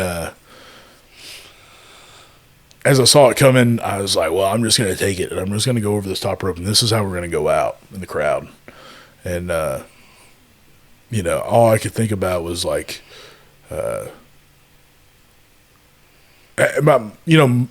thing I reference a lot is MMA, when I fought MMA or did jiu-jitsu tournaments, sometimes you have to put a lot of risk in. Mm-hmm. That might mean something gets broken. Right. But if I can come out with my hand raised, I don't give a shit about anything else but that moment. I want that gold. I don't give a fuck. I get it. I don't give a fuck. I want that gold. And so, this is one of those moments. I'm just going to take this shit and eat it. And if I fuck up and break my leg, then I break my fucking leg. I'm going to finish the fucking match. You're a big boy. Flipping through the air is insane. I will say that my leg did hurt the next day. I bet it did, dude. But, especially that ring is so low. Yeah. But there's that little edge. So you catch that edge, boy. Woo. Yeah, it's all minor adjustments, man. You can make too much of a jump or too little of a jump, and it could change your fucking life. I feel like in y'all's case, those nuance, the thing you practice the most is how to do it to where it looks selling it, but you're not, it's like a stuntman. You're not getting hurt really. You're hurt, but you're not gonna get maimed or something like that. It's gonna put you out, and you might because things do happen. It's freak accidents. You have to think that we're but knowing how to fall is a real art. That's an actual. We're thing going out and making short films. We're making 10-minute short films, right? And we're the actor, real time. We're the actor, the writer, the producer, with the stunt man. Yeah, we're all that all at once, and having to piece all that together and make it this fluid thing is it's hard, and there's a lot to learn, and it's never ending, man. It's one of those things. It's there's rules and they can be bent, but how do you apply those things that you're learning and make it your thing? Do that, and the confidence in your character, how much you're convicted to the character. Again, there's a level of psychosis to it where you have to almost believe that you are this thing, but you have to turn that off once it's done because you're selling that to an audience. Well, it's like when I go on stage for a show, dude, it's all switches are just. I'm a fucking rock star, baby. Let me fuck the air with my guitar dick. You're an extension of one of the multiple things that you are. Right. You know, it's the same thing with wrestling. It's like this. Like you're amplifying. The idea of me being this butcher and all this shit. It's like, that's not too far off, man. Like, you're a warrior. I do. For sure. Listen, man. If I can fight 10 dudes, and I know I'm going to go, but I get to fighting bullies your whole life. If I can fucking like take out get down to that last dude, and he's like as hard, and it's just like that would make you happy. It's like if one of us like takes the head of the other one, and it's like this, not even so much that it's like this like degrading thing where it's more like, I respected this person, I'm taking their head with me. Right. You know, it's like, that's what I like. Yeah. You know, it's like, have you ever seen Matt Pike from High on Fire Sleep? Yeah. They asked him what heavy metal was, and he said it's like, you have this fucking warlord and you cut his fucking head off. He's like, that's heavy metal. I'm like, yeah. And one time I was actually playing High on Fire in the car with some of the kids I was working with, and this kid described that band perfectly. He said, this sounds like a cool sword's being made. Oh, that's cool, dude. And I was like, hell yeah, dude, you get it. I love descriptors like Everybody else can go inside. You never gonna hang out. We're gonna do this beers. Come on, Kyle. Yeah. You and Buddy. Yeah, dude. It was like, it's like you have everybody's got those things. It's like you have to dial them back. I have to dial me back. Yeah. You can be a lot. I'm a caregiver. Yes, you are. I love to help people out so much. But I also am a fighter, man. I like. Yeah, you are. Combat. I like, all that stuff. It's like, I went train jiu-jitsu yesterday, the first time in a year or two. I think one of the first times we hung out, all we did was sit in a parking lot, and like 10 of us, we were all just like showing each other our knives and shit. Like, yeah. So weird. So random. We were just talking about fights we've been in. Yeah. That's how I knew. I was like, damn, this guy's wild as hell. Yeah, dude. I just, it's weird. It's like that being uncomfortable is a good thing. It's like, I show up to a gym I've never been to before. You have to be tough. If anybody had your life, buddy, you got to be tough. You're going to grow up tough or dead. Yeah. Yeah. Well, it was like yesterday I showed up to a MMA gym I'd never been to before. And just off the street, cold, walked in. Yeah, it's kind of a buddy of mine was like, I want to learn. I was like, well, there's a gym down the street. I'm sure they'll probably let us come in, But really what I was telling him is I'll probably get there early and I'll have to like kind of prove myself a little bit so they'll kind of let you in. And so when he walked in, I was already grappling somebody and, dude's feet were touching the ceiling because I was fucking launching him. And, I haven't trained in a long time, but, it just never leaves me. I think about it every day. I probably, like men, I think every 6 seconds we think about sex. Like, really? Yeah, something like that. Well, the in-between time of that, I'm thinking about fighting. So it's like fighting and sex the whole time. Truly warrior shit. Yeah. Because it's all. You should have been born in Rome or something, dude. Yeah, dude. Well, it's all about survival, So it's like Greece. It's like that's why the Vikings would always like, they had multiple women. They had a wife, but they would also have multiple women when they go to cons to sleep with other women. Yeah. Because it was all about like, well, I know I'm going to die soon, but I have to spread my bloodline. Yeah. So, and that's a genetic component that men have actually is so like we. The urge to spread your bloodline around. Yeah. And so that's like, we're always like trying to fuck or fight. One of the two. There's always been like this low threshold of people almost forever until real recently. Yeah. So like that doesn't get out of you for a long, Well, that's why it takes a long time to eject, like things we need. Like that's why we eat food. Like we crave food. Like there's well, it's also like that whole tactics, like the idea of like it's so weird too. You're all like, blood and when you go out, my grandpa would always tell me, he's like, when you go out in public, you're representing me. So it's like those old like so it's the same thing as like. If I'm gonna be this Viking dude, then like this guy's gonna be this kid that I'm gonna have is gonna be part of this bloodline that's gonna carry on my name, right? So I'll live forever. We all want to live forever, And so this it's desire like to always you're representing that bloodline, And so those all those values, they stick with us, and then it's like sometimes they don't need to.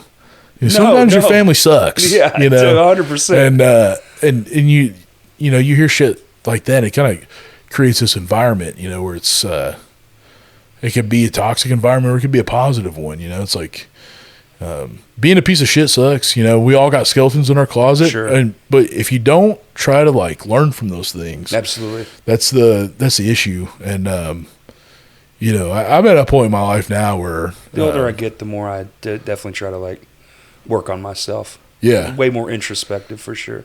And you know, I went. It was last year. I had all this shit going on. Yeah. And you know, Terror's one of my all-time favorite fucking bands. They came through here. They came through. Yeah. I went and watched them, and I got knocked the fuck out, dude. You did? I got knocked I don't know what happened.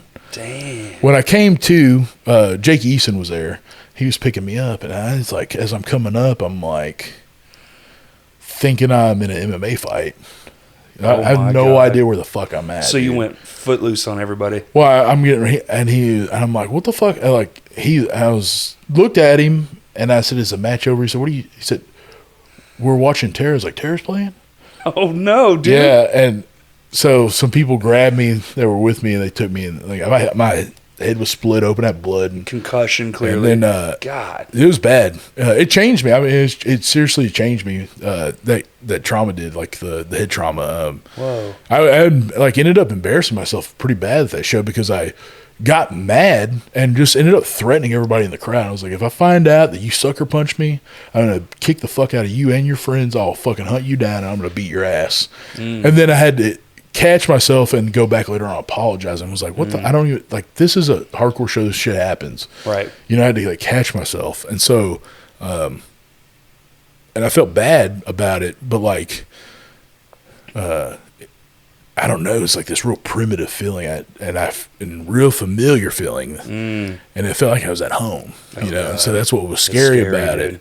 And you can taste. So I've got this, dude. Yeah. And I've got that. You know, it took me a long time to get out of that mindset, that the scrap factor, where it's like, I'll scrap. You know, scrap factor is a good one. Yeah. Yeah, and dude, it brought me back to it. I still have it, like.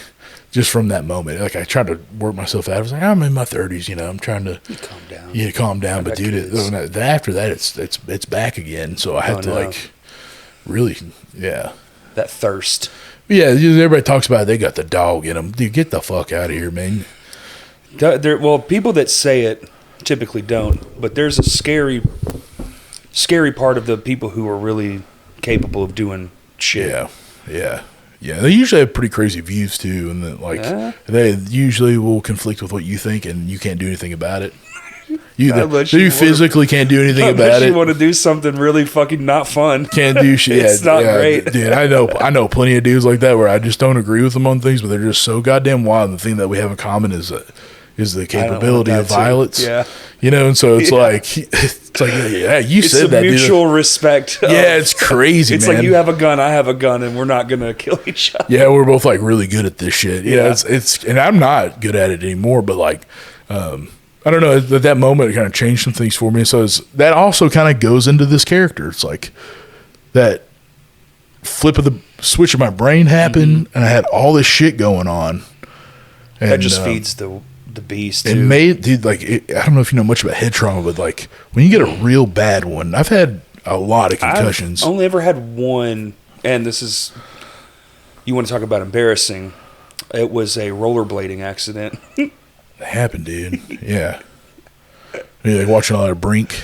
No, I was trying to do a trick up a hill. Yeah. And going up the hill, and it fucking didn't work, and feet came out from under me and fucking smacked the old noggin. I mean, 100 miles an hour onto the pavement. Shit hurt so bad. Yeah, man. We used to call people who rang my bell. We called people that rollerbladed fruit booters because I was like skateboarding. Trust me, I got it. Yeah. I skated too, though. I did too. I had rollerblades too, you know.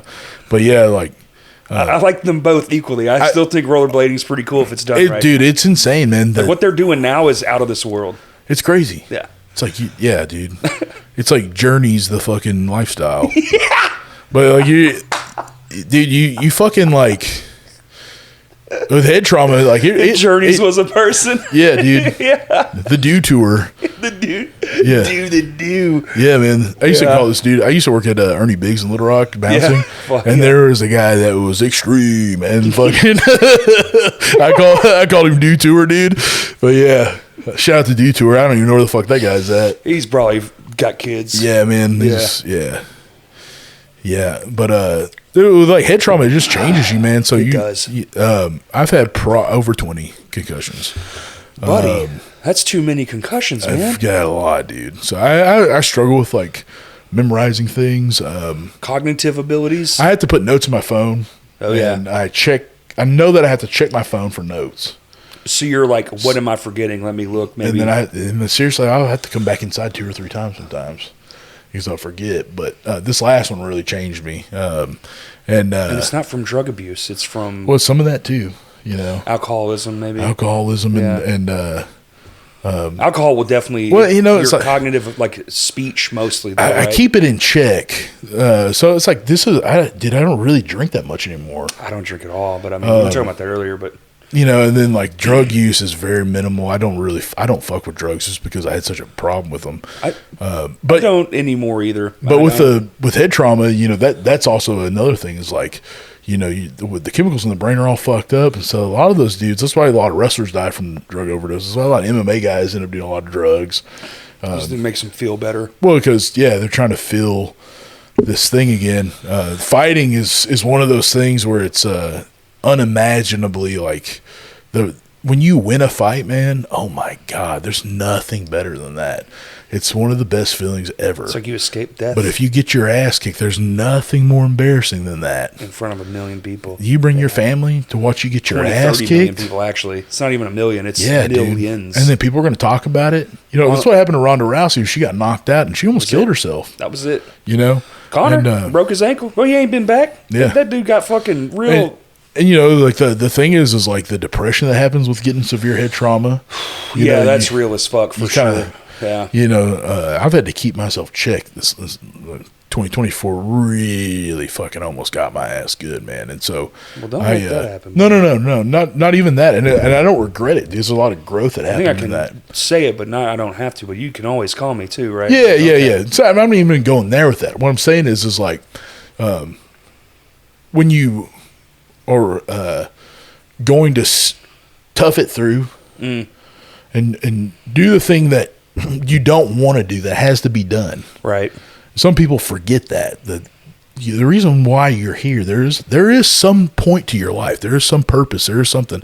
Those things that push you to make you feel like you don't want to be here or that life is too hard or any of that stuff. Fuck that feeling.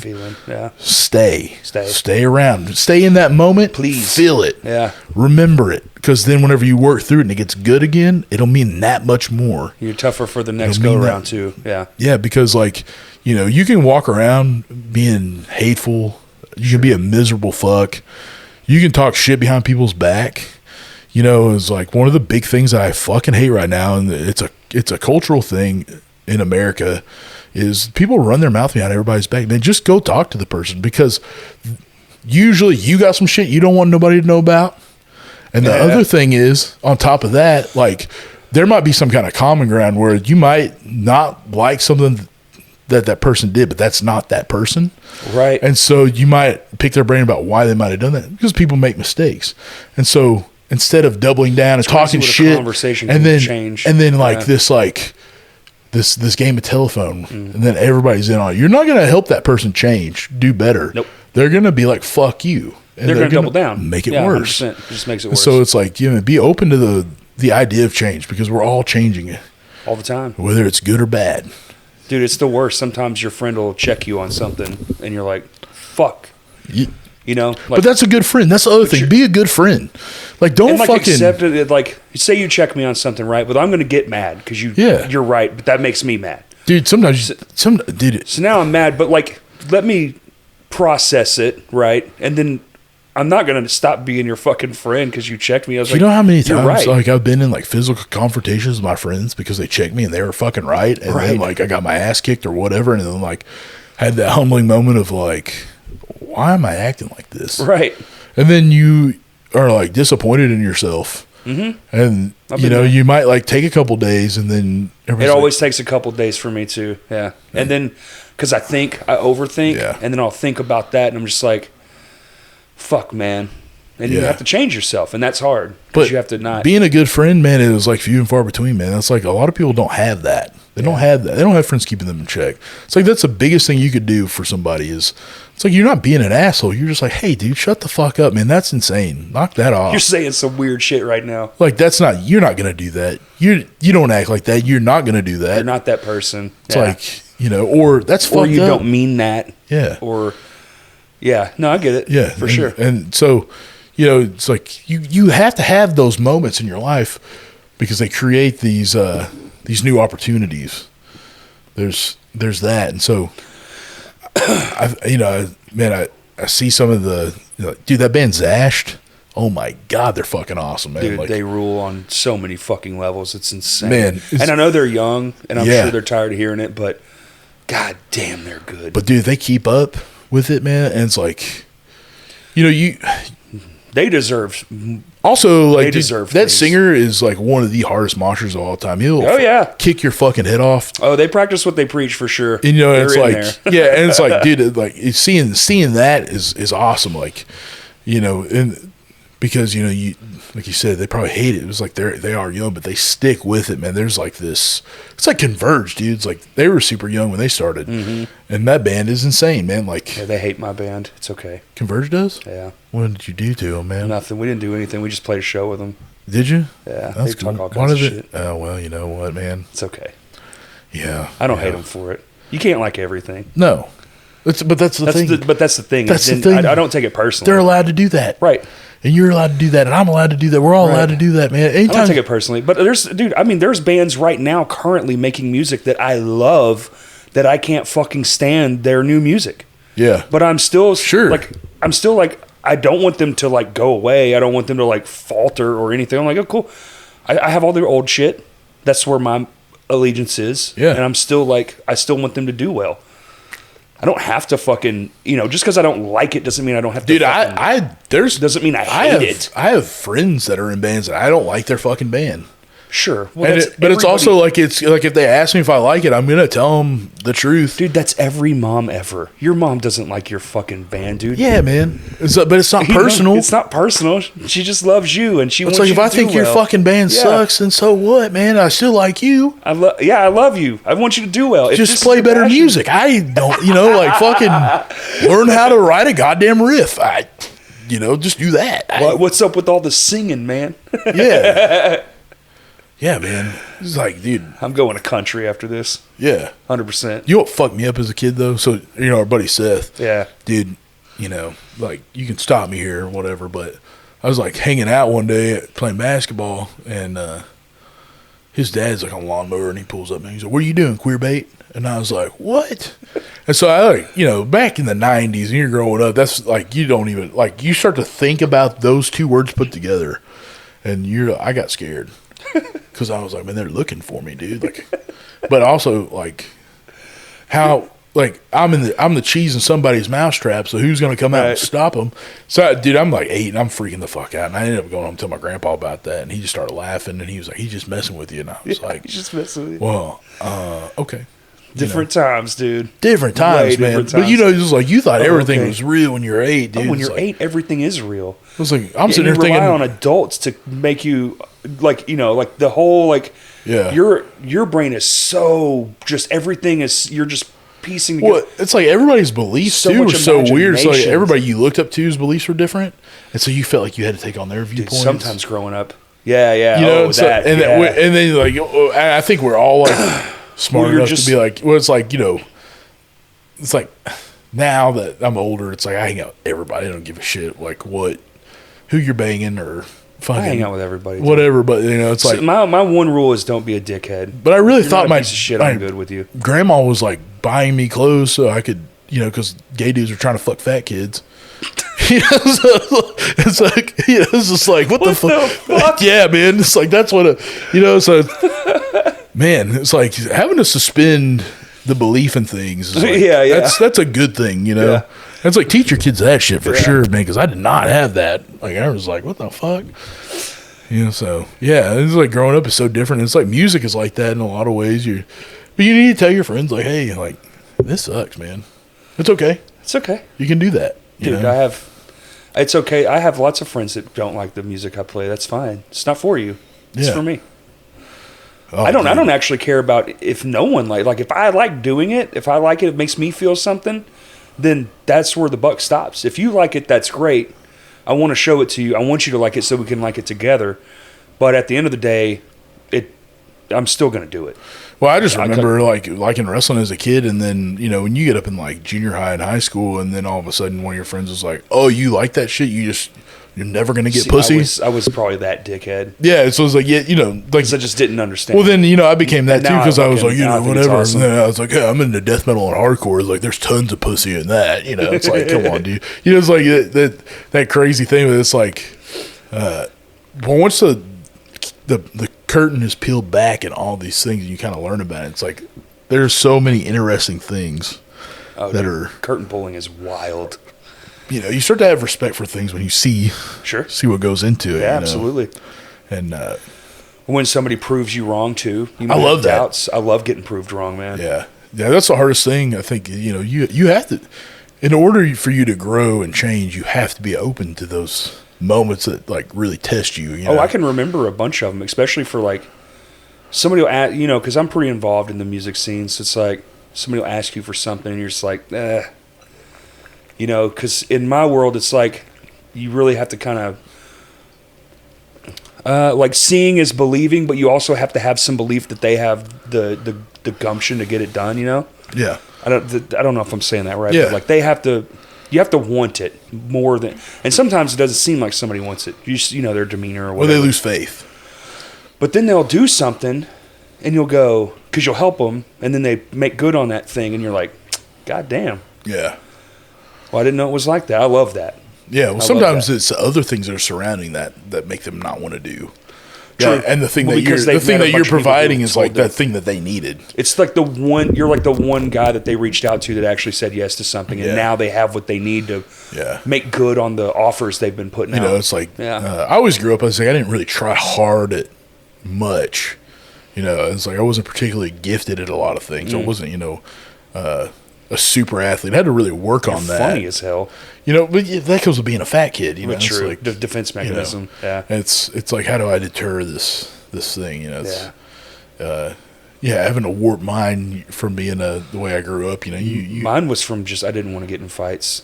Yeah, I didn't want to until I found out I could, and then I was like, I had no problem with it. I've been in plenty, but it just I don't like it. Yeah, I'll do it, but I don't like it because it gets real gross. I don't like it because I like it. Maybe that's what it is. I don't like it because I like it.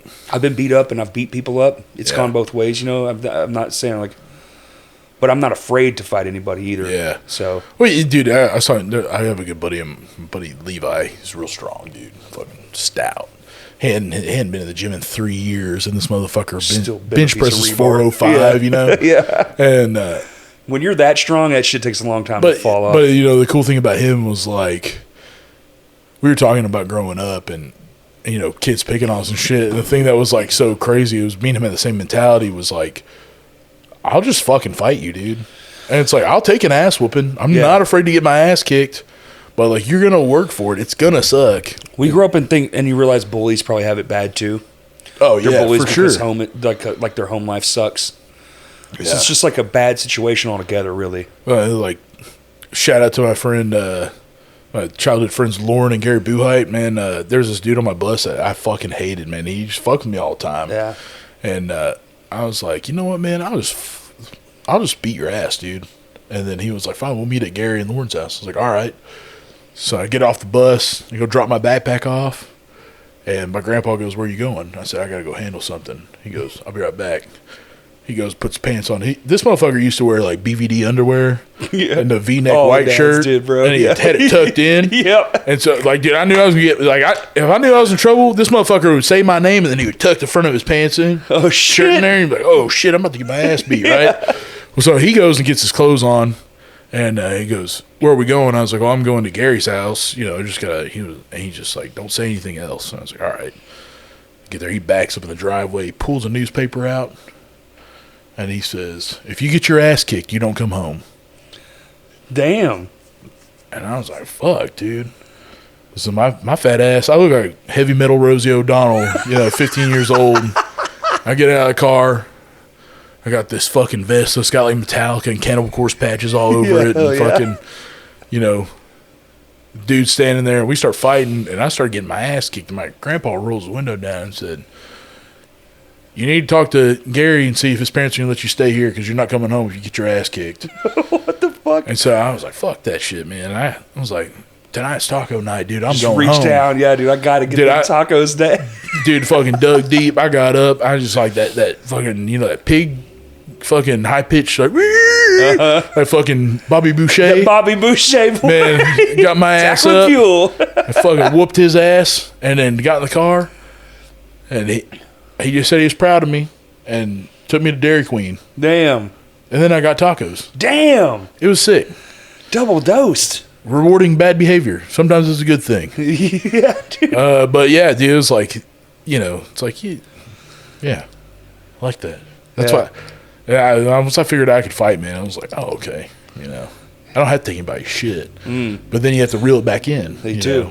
You know, so. Yeah.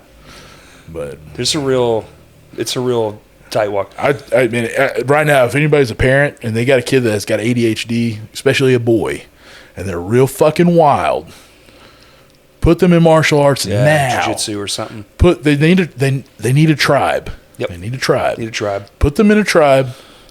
The violence is controlled. Absolutely. There's a pecking order. The pecking order is controlled. Well, and you'll find out too. You'll find out. Find out. It humbles you, yeah. Dude. I used to teach kids. I teach powerlifting for special needs people now. It's like you see that transcend from the gym outside. Absolutely. And people need that shit, man. It's like it keeps you in check, and you have to understand there's things you have to work for. I'm not going to be able to deadlift 500 pounds today, but if I don't let my mind take over and defeat me and beat me, 6 months from now, I might get that shit.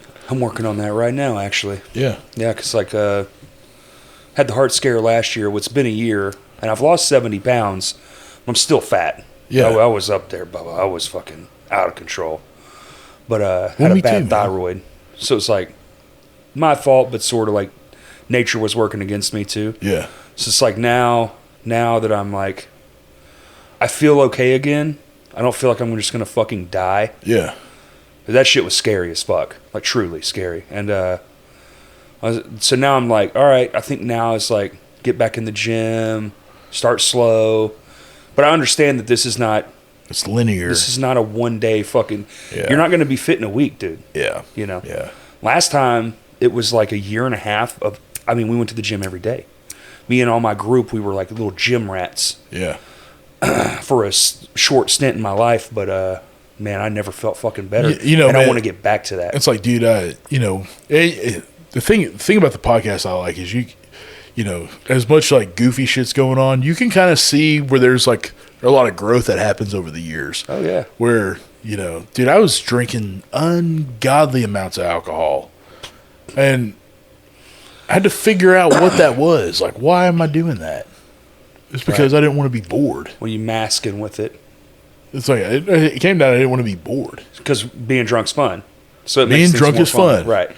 It's like, I could be in a boring situation, but if I'm drunk, it's fun. Right. Right? I had that same issue, dude. Man, fucking riffs are amazing when you're drunk. Dude, riffs are amazing, but man, add alcohol on top. Yeah, that's a religion, dude. Damn. That's a religion. It is. You know, so it's like, I had to keep I was like, well, maybe I need to be bored sometimes. Because my doctor told me you drink too much. And I was like, no, I don't. And then I started counting how much I was drinking. I was like, oh, shit. Maybe I do, yeah. I'm drinking like well, it every wasn't day. anything for me and Chris would just sit and pound like a 30-pack apiece. And then we would get done with the podcast, and then we'd go to the store, and then we'd split another one. That's crazy. So you're drinking 45 beers and then driving home, which is stupid. Insane.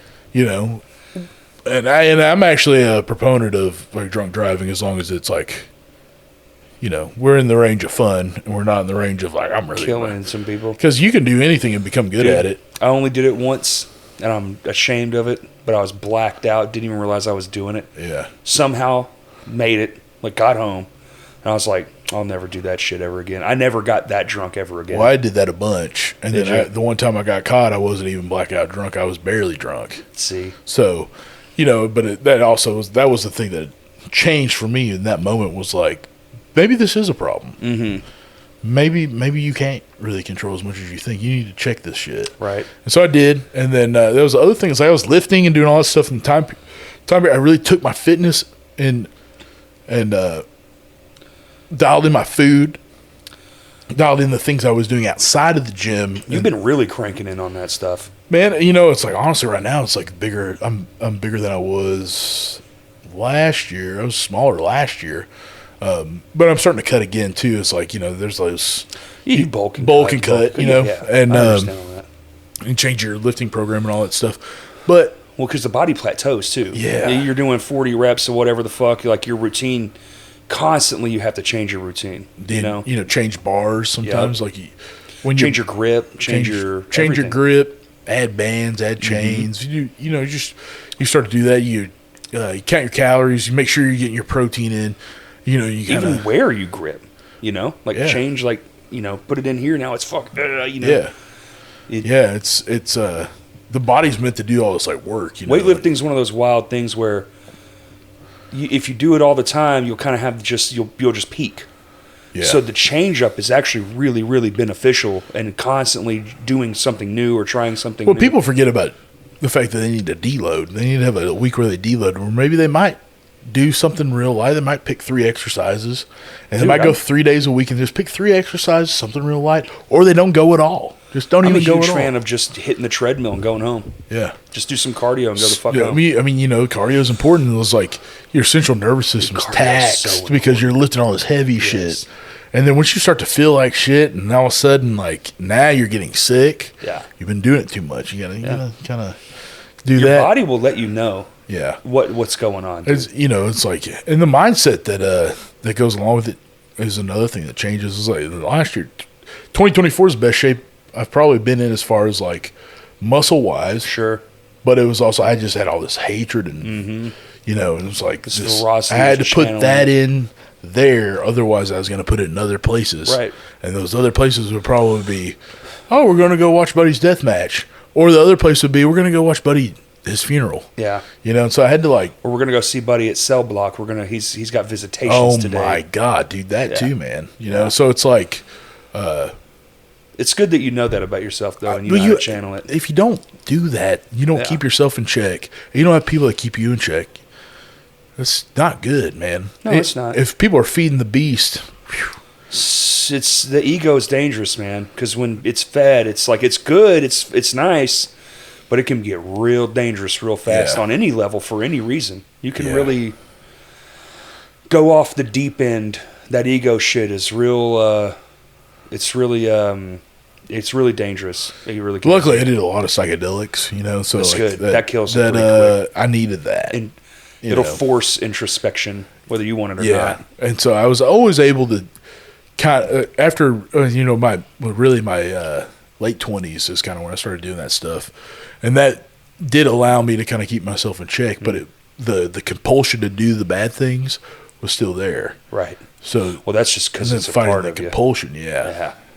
Yeah, because people like me, how to ignore that compulsion over, let it consume you and just be like live like, oh well, it's just you know.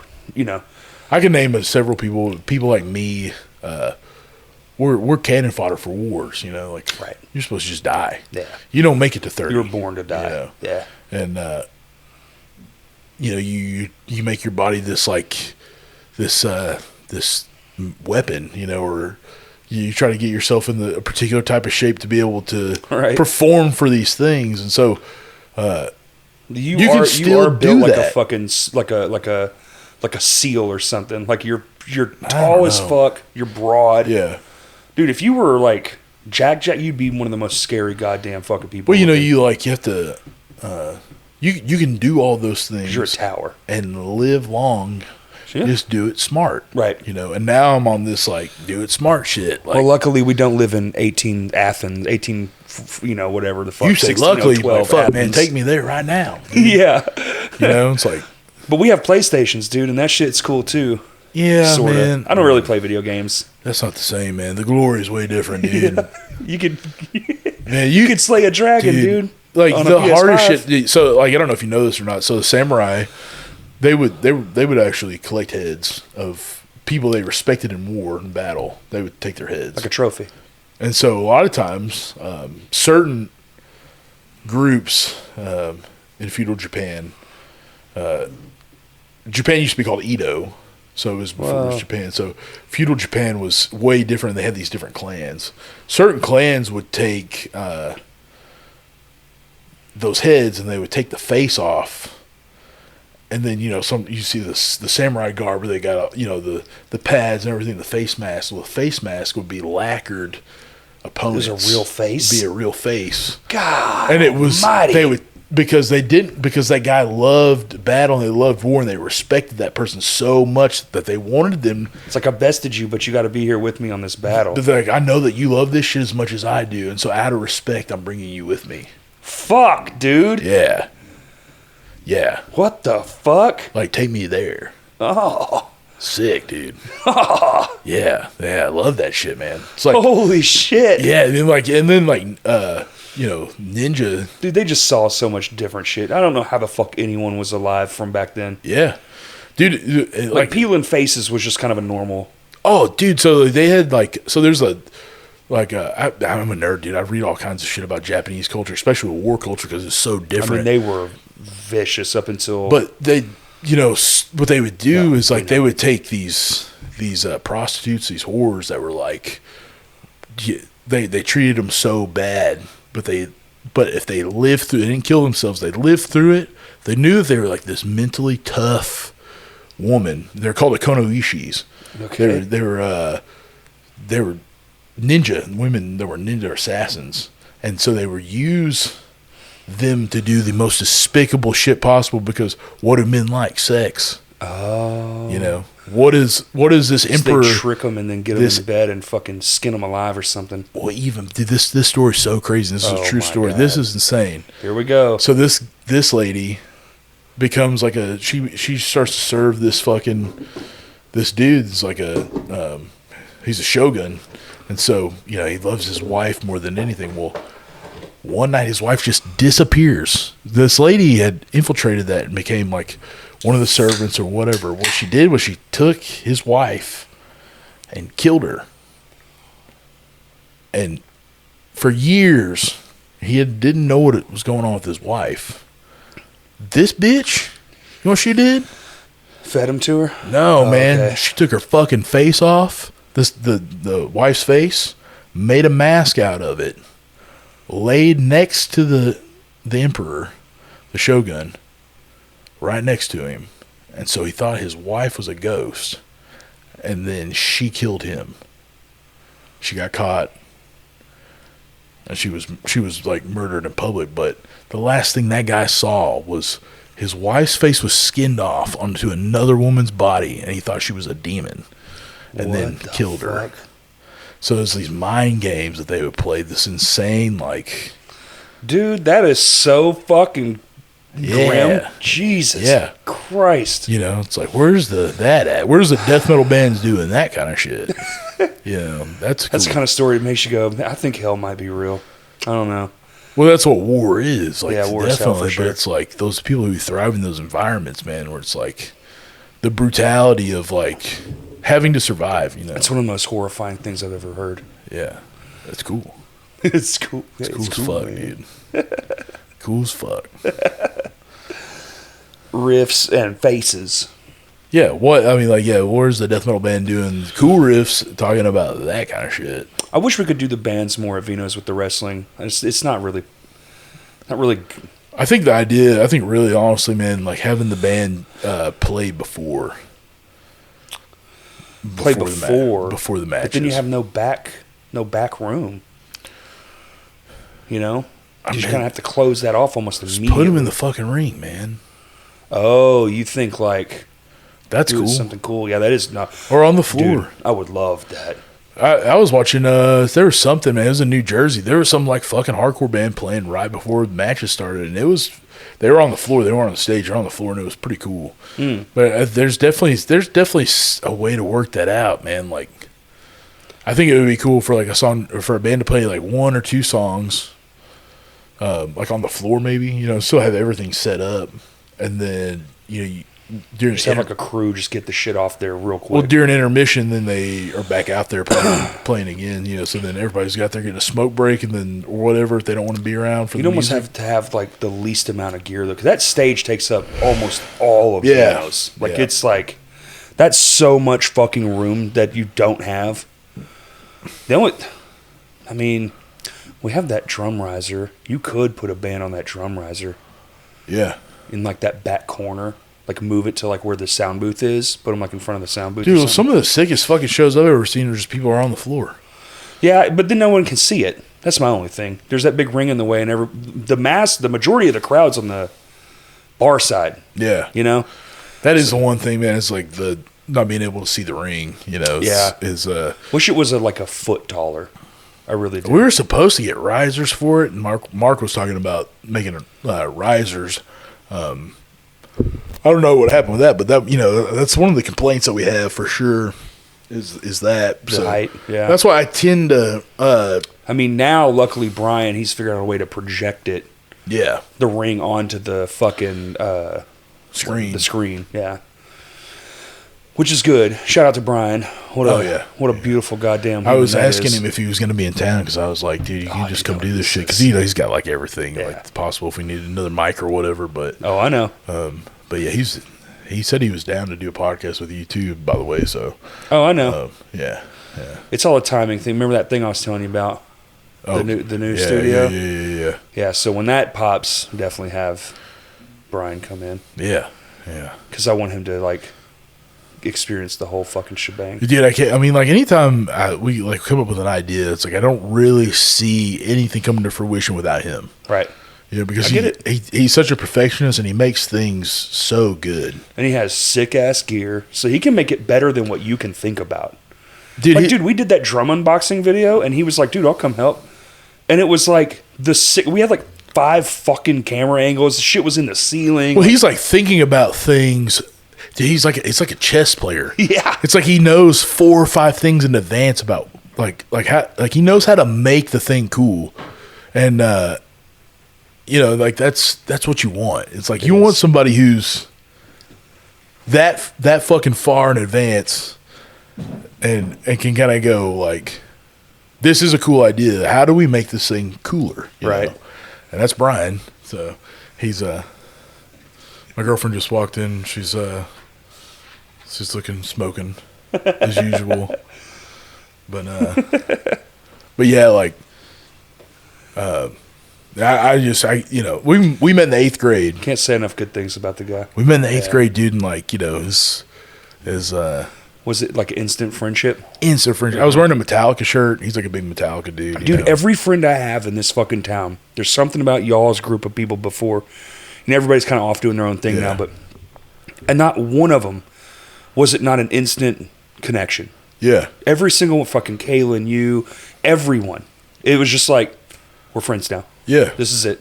Doesn't matter. Well, it's like the city of Hot Springs is this tourist town. Yeah. But it's all ran by old people. There's nothing to do here. Right. And so, like,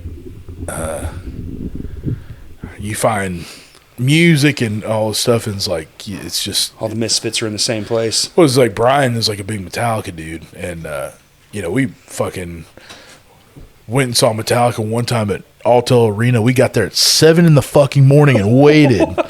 Yeah, I mean, like, just shit like that. It's like, it's like him and my friend Branson. We stayed the night. We're like, we're gonna get there early so we can get right up there and see. Like, I gotta be first. I gotta be right there. I was wearing an Exodus T-shirt. Smell James Hetfield, so Kirk Hammett could see it and be like, yeah, fuck yeah, because I was an Exodus, and and like just shit like that. And it's like that's what because you love that shit. You of course the lore. It's like the cool lure of Metallica concert, boy. I fucking dude. Dude, the cool lure of Metallica is when they're all getting fucked up and drinking and doing Alcoholica. Yeah, Alcoholica. Yeah, that's what I like. It's like once they lost that, fuck you, man. But Brian likes all eras of it. So, I'm a big Metallica fan. I like it all. I really do. I don't like the new stuff. But dude, you know what? It's like, he said something to me one day because I was like, man, fuck like Reload and Load. I don't even like Black Album if we're being honest. Oh, and that's bold. I love Black Album. And he goes, well, Reload's just corrosion of conformity. Oh, he started like putting it towards other bands. And I was like, yeah, dude, like, okay. He's like, it's just fucking dad shit. And he's like, you're a dad now. Yeah. And I was like, you know, that's the hard part about being a musician is you grow and you don't want to play thrash riffs your whole life. Maybe. Some guys do, but some guys don't. They want to grow too. So it's like, I don't know, dude. I got that when you let the dog out in the yard and he's doing circles, running fast as fuck. That's me, man. I mean, same. I like riffs. I like fast riffs at that. Like, you know. I was 30 years old when I found Demolition Hammer, dude. Have you ever listened to Demolition Hammer? No. Oh my god. We'll listen to it in the pods over while I pack up. Demolition Hammer. So good. It's great. How long are we going? We're at 2 hours. Hey, man. It's been good. It has been good. Yeah, hell love you, dude. I love you too, buddy. I call everyone buddy, but your name's actually Buddy, so it's weird because I'll be like, hey, buddy. And everyone thinks I'm talking to them, but it's you. Man, I'm glad you let me come on, dude. And anytime. You know that. Yeah. Anytime. Let people know where they can find you. All the stuff. Buddy Badcock on Instagram. I recently just changed my Facebook to Buddy Badcock too. I'm just kind of. We know what they say. You got to live as the thing you're trying to promote. So it's not even that. I just don't even give a shit about like putting my real life out on anything anymore. And so if I really didn't have to have social media, I wouldn't. I've thought about living through Crashcast, like just making that the thing.